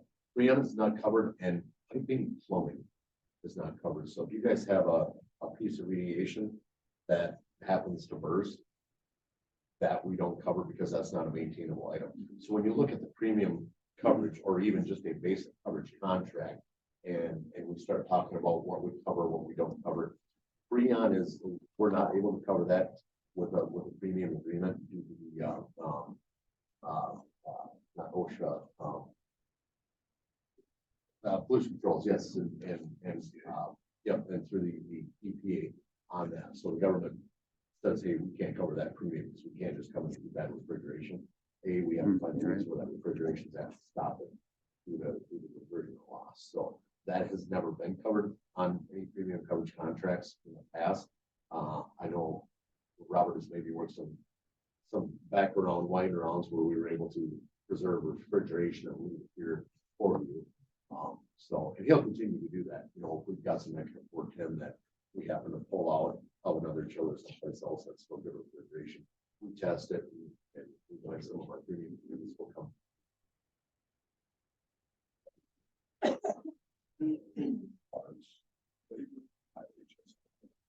Labor mileage, yep, just goes right back to the existing agreement. We show up, we fix it, we take care of it. It's all on us.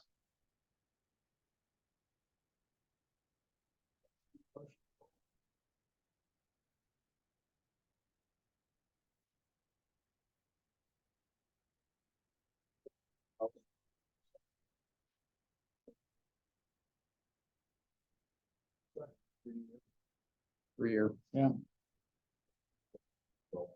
Yep. Yeah, I think that's, The regulation, Yeah. look on page 32, that is our escalation rate. I will tell you in the last 3 years, if you did not have a multi-year agreement due to inflation, cost of you know, the equipment, the industry, obviously getting our guys, you know, kind of bring them up with the inflation rates and stuff like that as well. There have been, I've averaged anywhere between 8% to 13% increases on regular maintenance coverages that have occurred. the increase we had from last year to this year. Yeah, kind of like that, except for the reason why the price increase this year was due to, we took the chiller from basic coverage and put that back over. So you guys are still getting the better bang for the buck. And I believe, if I calculate this out, I think this is on a, I want to remember percentage. This is a brand new chiller you're talking about. We just put in, right? Yes. Yeah.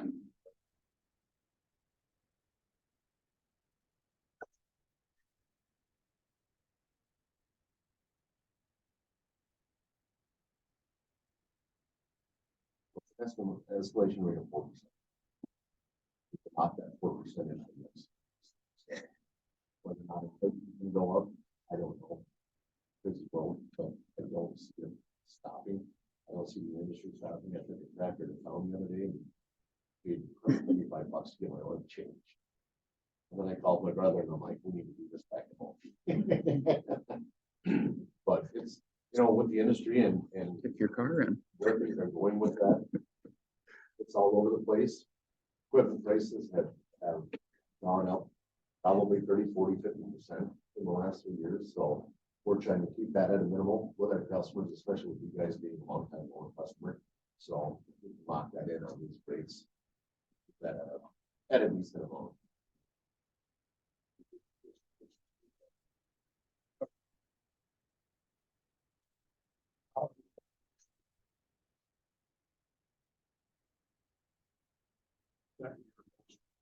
$1,29.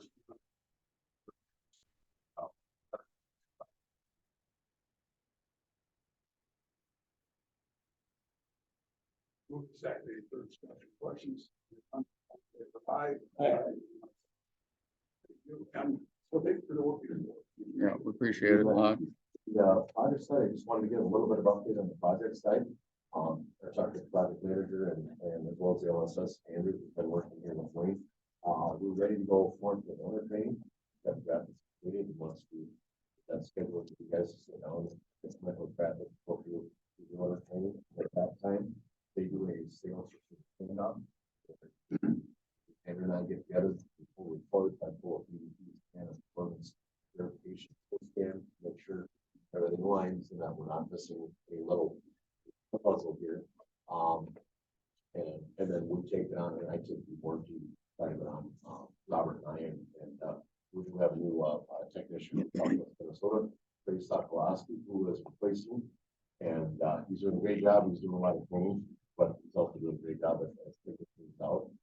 And as far as the completion of the mechanical side of the project, I was told the balancers are supposed to be here this week or next week to complete the balancing process on all the VAVs. So once we have that, that's also gonna give us some ideas as to where we can go with the board here. The offices, how much we discussed.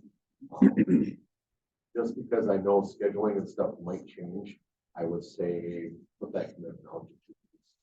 Just in case staff doesn't get it, where they can come this week or next week. So, once that is complete, then you guys will have an O&M balancing report as well, for the site, so keep that, because that's a good reference point for that.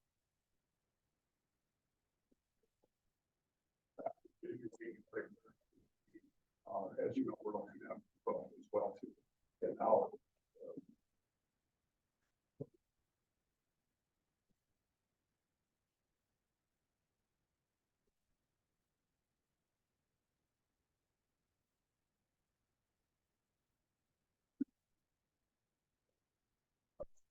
It came up with-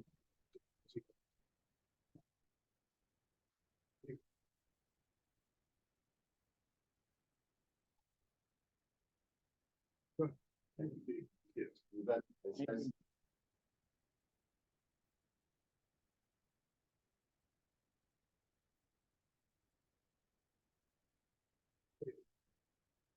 Kathy, are you ready for it? Or-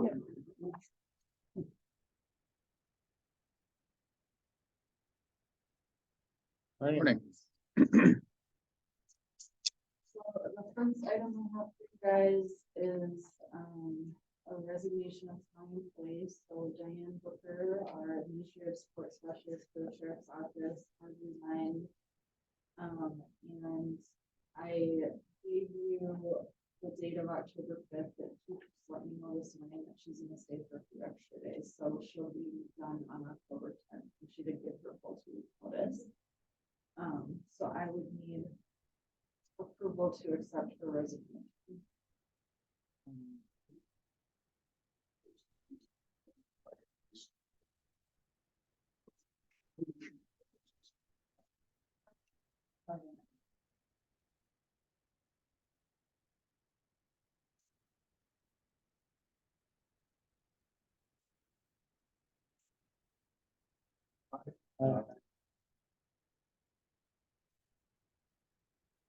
The sheriff's, Keith and Mike met with the personnel committee and they plan to restructure that job a little. They're gonna have, this job doing dispatch duties as well as admin support. So we're probably gonna be coming to the board with a revised job description. We advertise for this, so.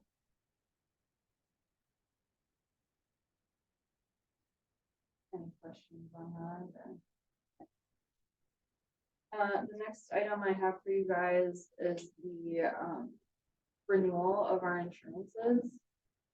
So we did get a very favorable renewal this year. We, shift time health rates are one of the handouts I gave to you. There was an average of a 3.2% increase across all of our plans for our health insurance rates. And then for our dental, there was a 4.8% increase, but those rates are fairly low to begin with, so it wasn't a large dollar change in the rates for the dental. The personnel committee did meet and has recommended that we just renew all our expenses. All of the rest of our optional benefits had no increase in rates. It was a 0%. We were on a 5-year, we have to go out for formal bid for our life insurance every 5 years, and this year was the 5-year bid for that, so we did advertise for that for, second, we have to advertise for that, and our broker helped us do that. And our current life insurance rebid, there was no increase and no other plans to push their rates. So we're happy with their service and as far as the budgeting goes, the county has budgeted to take over the entire increase. That's nothing for the rates.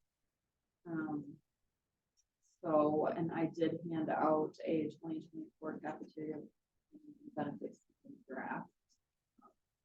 not for distribution yet, just because I'm like double checking the numbers, but this is typically what gets handed out during open enrollment every year for employees to enroll in them.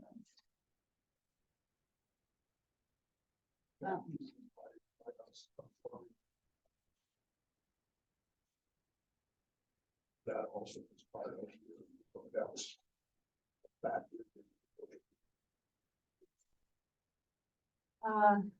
So they aren't really aware of that yet, but currently we have benefits outside of the contracts. We don't have any health insurance premium language in the contracts, so it's. Or do we want to? No. Right. But I guess it's just because. People are. Putting this burden. And then also with that, I have a formal resolution for the board to adopt, which outlines our cafeteria plans. So the cafeteria plan, each employee that is enrolled in single coverage gets $825 a month towards their premiums, and then $1,600 into their HSA or VIVA. And then each employee that enrolls in family coverage gets, let's see here. $1236 per month. Towards premium, and then the $3,200 into their HSA or VIVA next year. For those that aren't in the HSA plan, then all of the money goes towards their premium. So they wouldn't get that $3,200 into their HSA, but it goes towards their annual.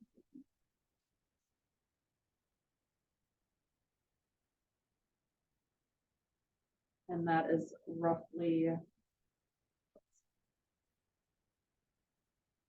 about 3 to 4% increase, 3.5% increase budgeted.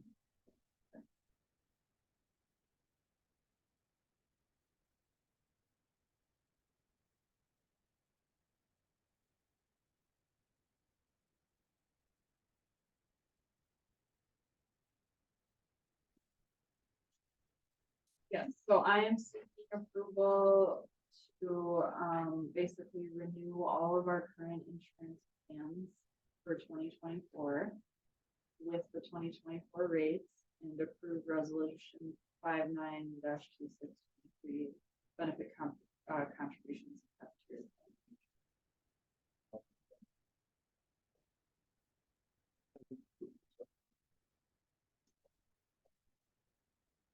Actually, it's the insurance committee. Mr. Chairman, these dollar amounts were figured into the 2024 budget and levy. Question. Aye. Anyone opposed? That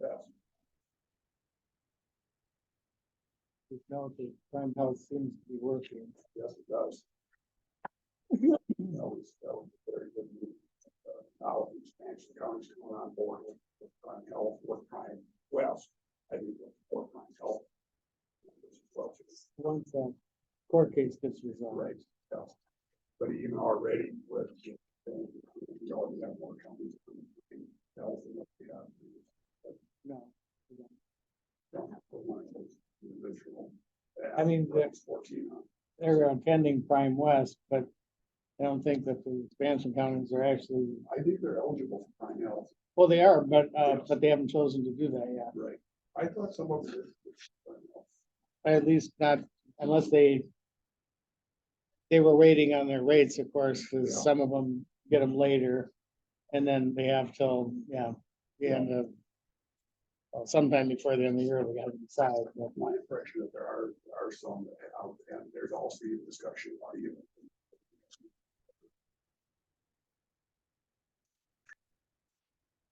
yeah, I think it is available for that now, but some are either locked in because of union contracts or, got a killer rate now and they don't want to switch, but then you hear about some where they're getting a 49% increase and then they're usually ready. But yes, it's been a good program. But obviously, we tried to get away from the 49% increase type. So. Yeah. Anything else for us, Kathy? Okay, thank you very much. And also thank you for your budget work this year as well, too.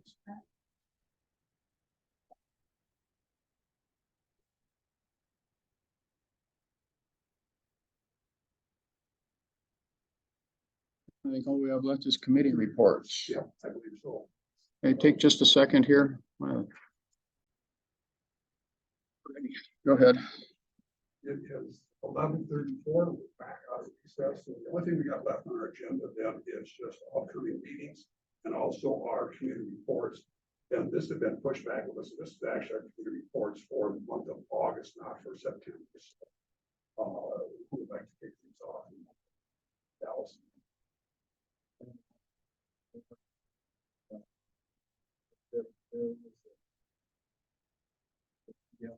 Available.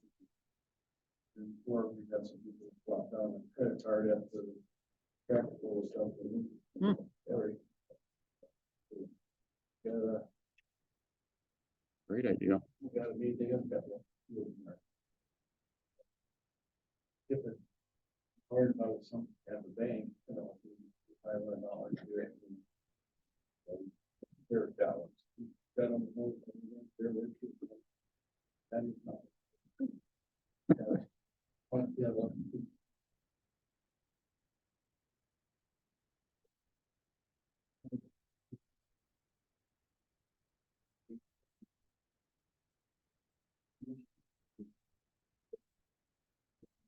acres total.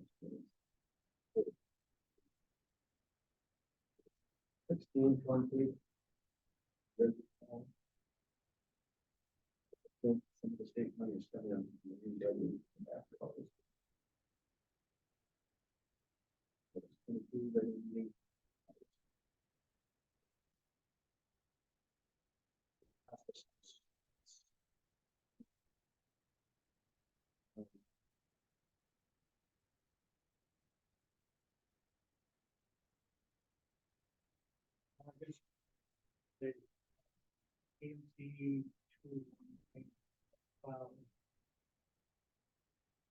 State regular board meeting. And. They should. Those that they're a lot. Everybody knows that. Concrete's not there yet, though. But they tiled first. Yes. Yeah, and the grading, they did a lot of grading. Nice. Yeah, it's ready. Yeah. Ready for mush. Southwest Housing Services, they gave us their budget increase, which. August 16th, the building and grounds meeting. About the roof that we just talked about. August 22, the regular board meeting.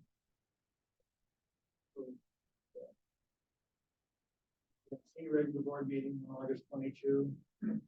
August 25, continuing with the online training. Hospital Association certification. August 29th.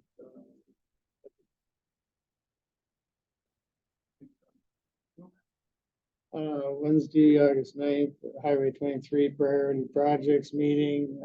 3 are the same as last year, the Marshall to Granite Falls study, Foley to Mora study, and the 4-lane southwest of Wilmer from County 5 to Highway 71. And the J-turn and Wake Park's pretty much gonna happen, so we took that off and are going with the bridge south of St. Cloud to basically, you know, the long range plan is to reroute 23 around St. Cloud. And that bridge, of course, is the most expensive component to making it happen, but it would probably take an hour off anyone's drive if you try to go through St. Cloud during the daytime, because it's pretty brutal for traffic. But we figure if they get that loop around St. Cloud, it's more likely that we'll get the 4-lane action, you know, going beyond St. Cloud past Foley, because yeah, it ends up actually at I-35. I mean, there is a part that goes beyond 35, but it's basically like the scenic route to Duluth versus the interstate. So I mean, the part that we're focused on is from I-90 to I-35 to get the 4-lane, because you know, once you get to the interstate, it is 4-lane.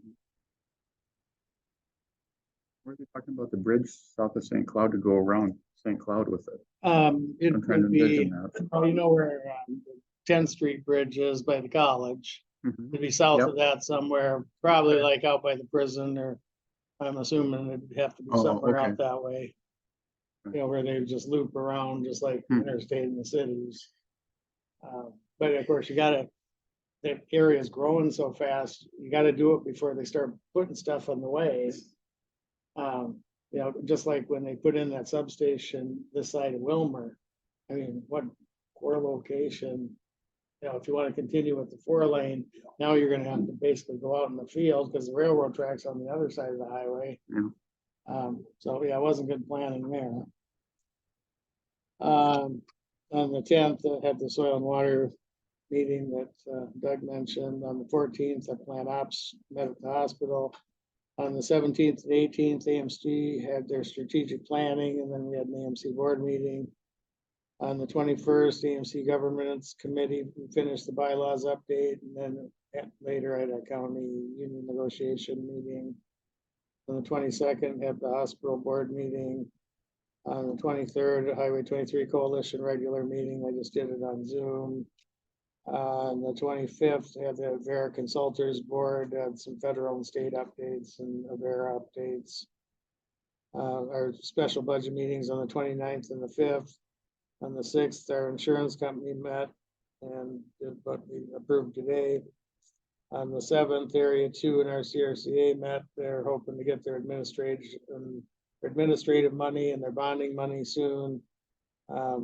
Seems like they're a little slower getting it out this year, but definitely approved, so that's good.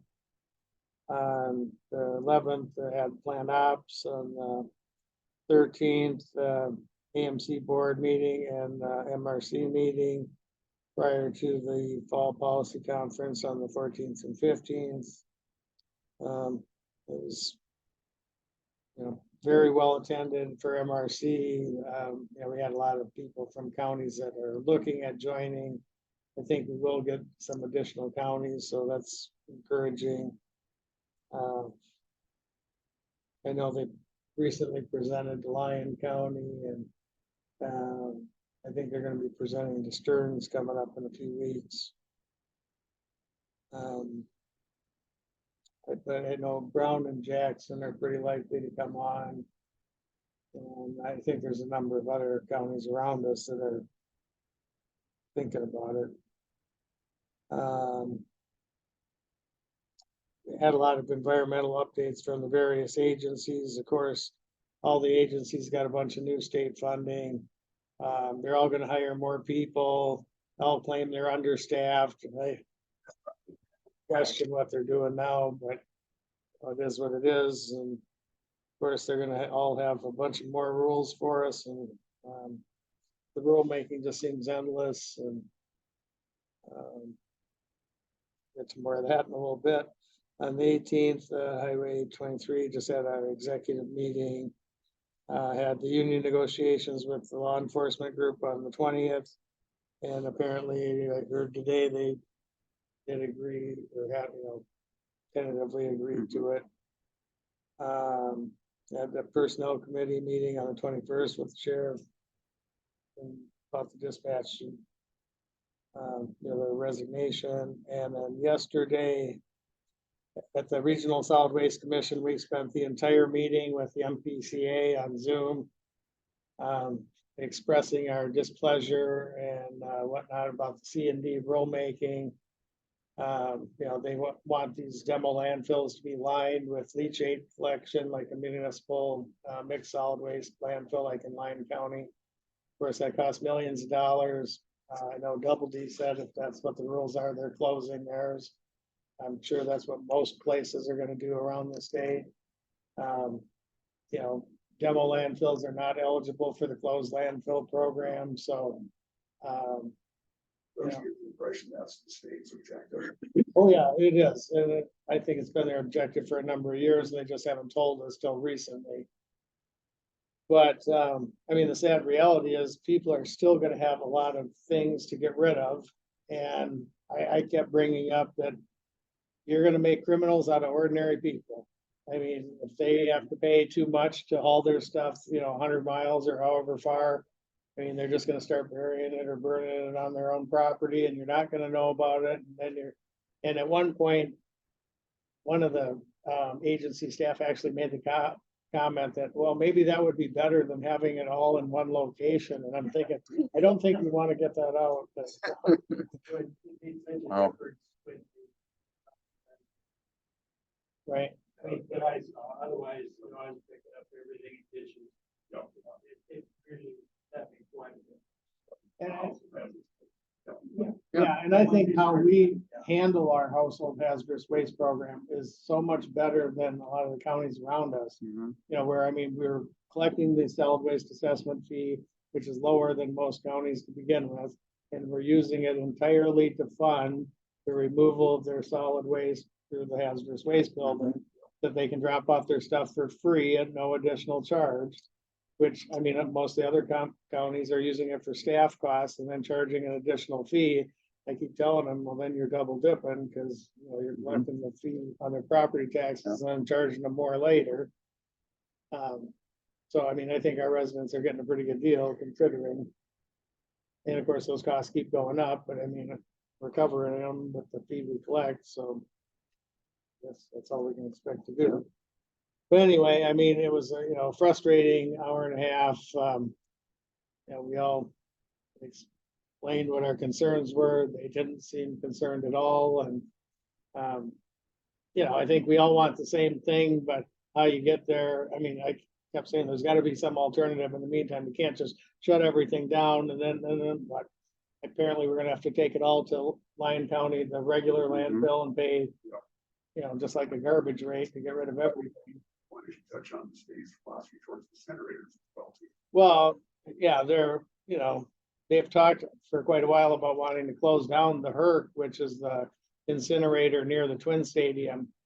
And it doesn't make any sense because I know when we toured it a few years ago, if the federal emission standard is at 100, I mean, the emissions from this plant vary from 1% to 3%, depending on what type of pollutant they're talking about. So, I mean, it's like the poster child for how it should be done.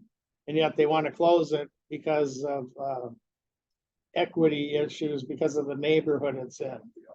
Well, if they close it, the steam heat from that heats all the skyscrapers in Minneapolis. I mean, can you imagine how much it would cost to heat those with gas or whatever other power source they could come up with?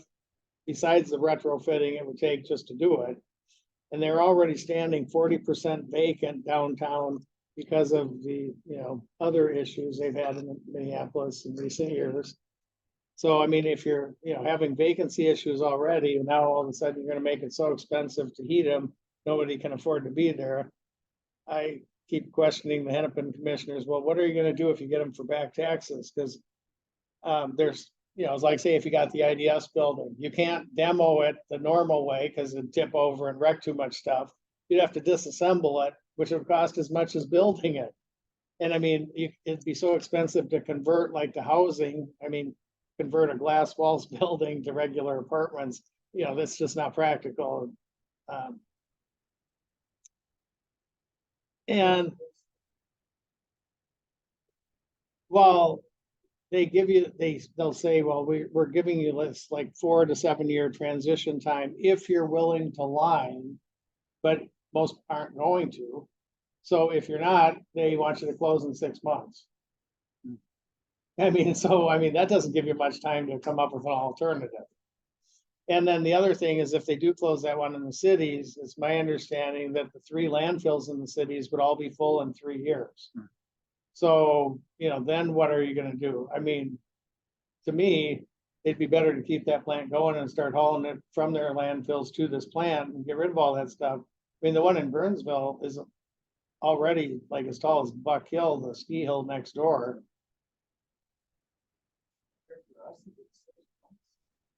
Well, Not yet, but I mean, it's basically, it's gonna boil down to that if we can't, you know, dispose of demo debris at double Ds, I mean, we'll be forced to take it to Marshall, Lyon County landfill, but then pay the, you know, $50 a ton or whatever it is, 45 plus a 7 extra fee, you know. Right, right. Yeah. Right. I mean, we're lucky we at least have a landfill close by. I mean, in some parts of the state, that could be 100 or 150 mile drive. You know, it gets to be a lot more expensive to do anything, you know, like in the northern counties. So then the discussion comes back up that from a practical standpoint, it makes sense for us to have regional incinerators out here in the rural area. We had that discussion after MPCA went off the phone that, you know, maybe the time has come that we as a region need to start considering, you know, should we start pooling our resources and then seek some additional funding? But we won't get cooperation with the state because the state already is trying to close down the incinerator up there again because it said that it's inequitable. Yeah, but I mean, I think our pushback would be, you gotta give us something. That's right. And it's high, it's a better use of, I mean, it's higher up on the waste hierarchy than landfilling.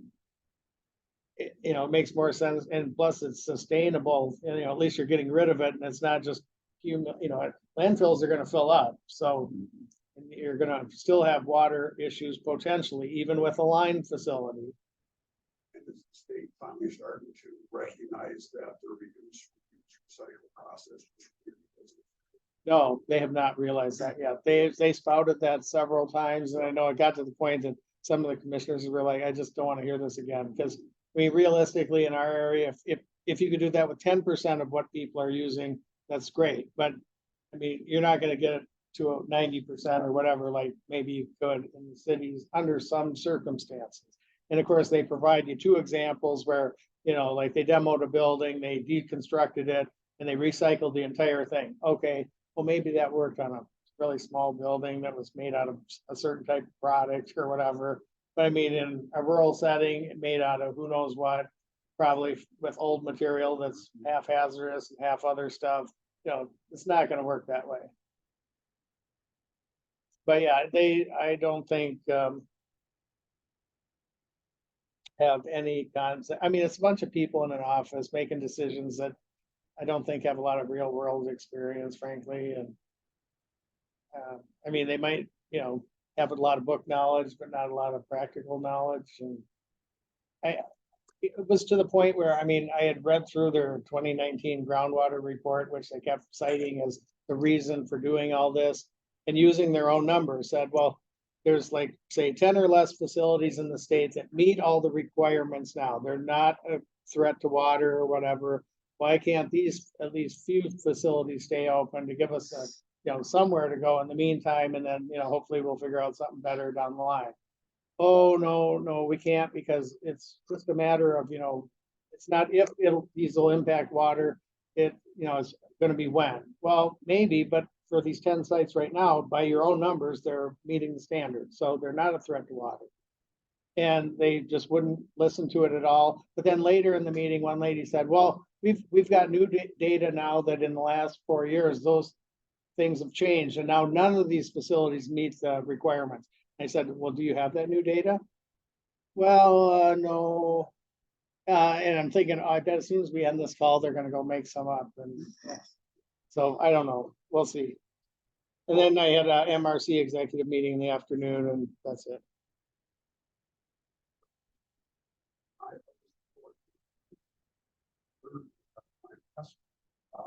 Talk a little bit about the lawsuit, the district court did side in our favor. It's a very distinct decision, but the opposition still has opportunities to appeal this to the Supreme Court, and they have decided to appeal it. Beyond that, my understanding is the Supreme Court doesn't have to rule on it in a particular time. They don't even have to hear it if they don't want hear to. it, and they'll let us know in 2 months whether they're gonna hear it or not. Doing it again. On the 4th, we had a special meeting then with Brad Hospital, Dallas referred to as well. Surgery, finance, Fair. On the fifth, I had a Health and Human Services Finance meeting down in Laverne, the Southwest Health and Services Finance Board of Laverne. And that's what we came up with. It looks like we're gonna be at 7%. 7.21 to be exact. It's done. Just done. Our regular meeting on Tuesday eighth, I had a veteran memorial meeting then.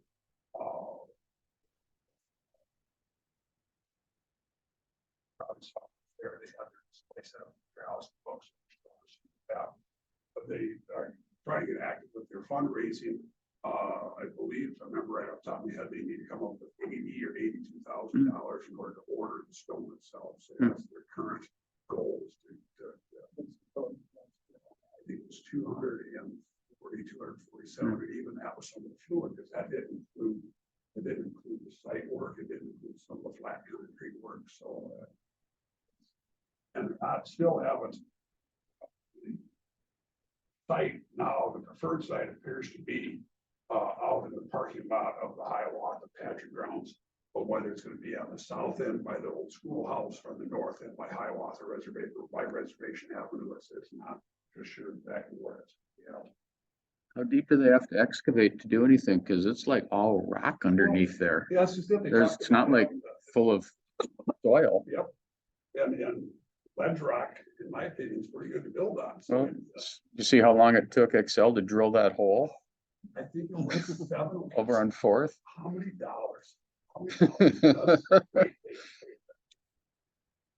They're not. Nothing against the project. I think it's awesome, but there's some rock out there. I didn't force the stone they're gonna use for the Morris, it's gonna be black. Marble or granite? Black granite. I think. And they are gonna incorporate some of the red quartzite in the base. On the 10th, then, we had a mock meeting, and we're working on our replacement of our executive director and also our HR director. On the 11th, I had Southwest 18 mental health consortium up in Marshall, and also there was Minnesota pollution control. I take it back. We met with Lauren Blasik then from Monument about the water quality coming into the Monument. She's got a plan for that. And then also working with water and soil and trying to work on, some of the types of great water. I don't think Lauren get back. She got a follow up on that at all. No, nothing followed up yet. 14th, we got planned facilities at the hospital. On the 15th and Tuesday, back up to Alex for quality control meeting for Prime West. On the 16th, Southwest Health and Human Services, and then also helped with the city's fishing. And we also had a presentation then from the Garland Company building grounds that we'll talk about before as well too. On the 18th, we had a transportation meeting. Transit, I should say. And nothing really particular on that. I think Dallas, you were on that as well. There's nothing that stood out about that meeting. They're pretty generic. It's advice. I'll jump ahead a little bit. The following week, then, Steve and I met then with Nick from the transit board about the office center, and they're only in there one day a week now with one person. Before they used to have 3 people there every day. And with our BSO officer, whatever maybe more so actually and you may have adjusted to the contract, I think $400. Yeah, we adjusted their rent by 50% from $850 to like $425 a month. So they're going to be using Renee's little office, and she'll have a great big office, which is a good move for her. It's a lot easier for her to get people with, accessibility issues, wheelchairs, walkers, things like that. And she can have a conference table in there and people can sit around and they can actually talk instead of being crammed around the desk. It's a good move for her. Yeah. Yeah. Yeah. We're not exactly sure what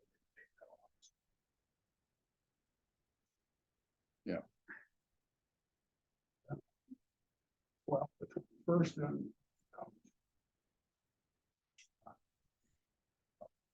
got an interim executive officer down there, he's worked out real well for us. Bob Davis is his name, but he's on a contract through the end of October, the end of November. It's coming up very soon. So also on that, further down, we did meet again on the 30th. I've been going through resumes. We've got 30 applications for that executive director's position. And we got it narrowed down to 5 interviews for Which one is this? the executive director for SMOC. 30? 30. That's a large That's a number. lot. 30 applicants. A lot of them are the internet ones. Oh, yeah, just, would you use Indeed or something like that? Yeah. Pretty quickly, we've got down to 5 candidates now. And this Thursday, we're gonna be starting the interview process. Yeah, good deal. 5 with the Minnesota address. Two of the Minnesota address. Yeah. Oh, that's great. There's another one.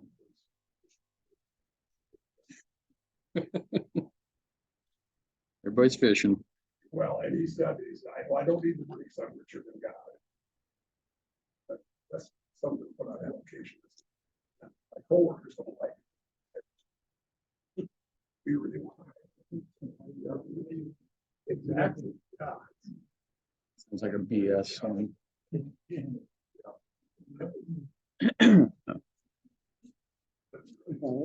Get a piece of the That was about it for the month of August. Of course, we had a special budget.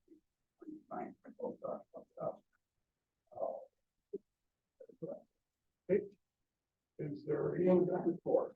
Oh, it's almost 12 o'clock. Well, 12 o'clock. Yeah, it's 12 o'clock. 12 o'clock. Thank you. Second, we all in favor, aye. Aye. Anyone opposed, we are adjourned. Thank you.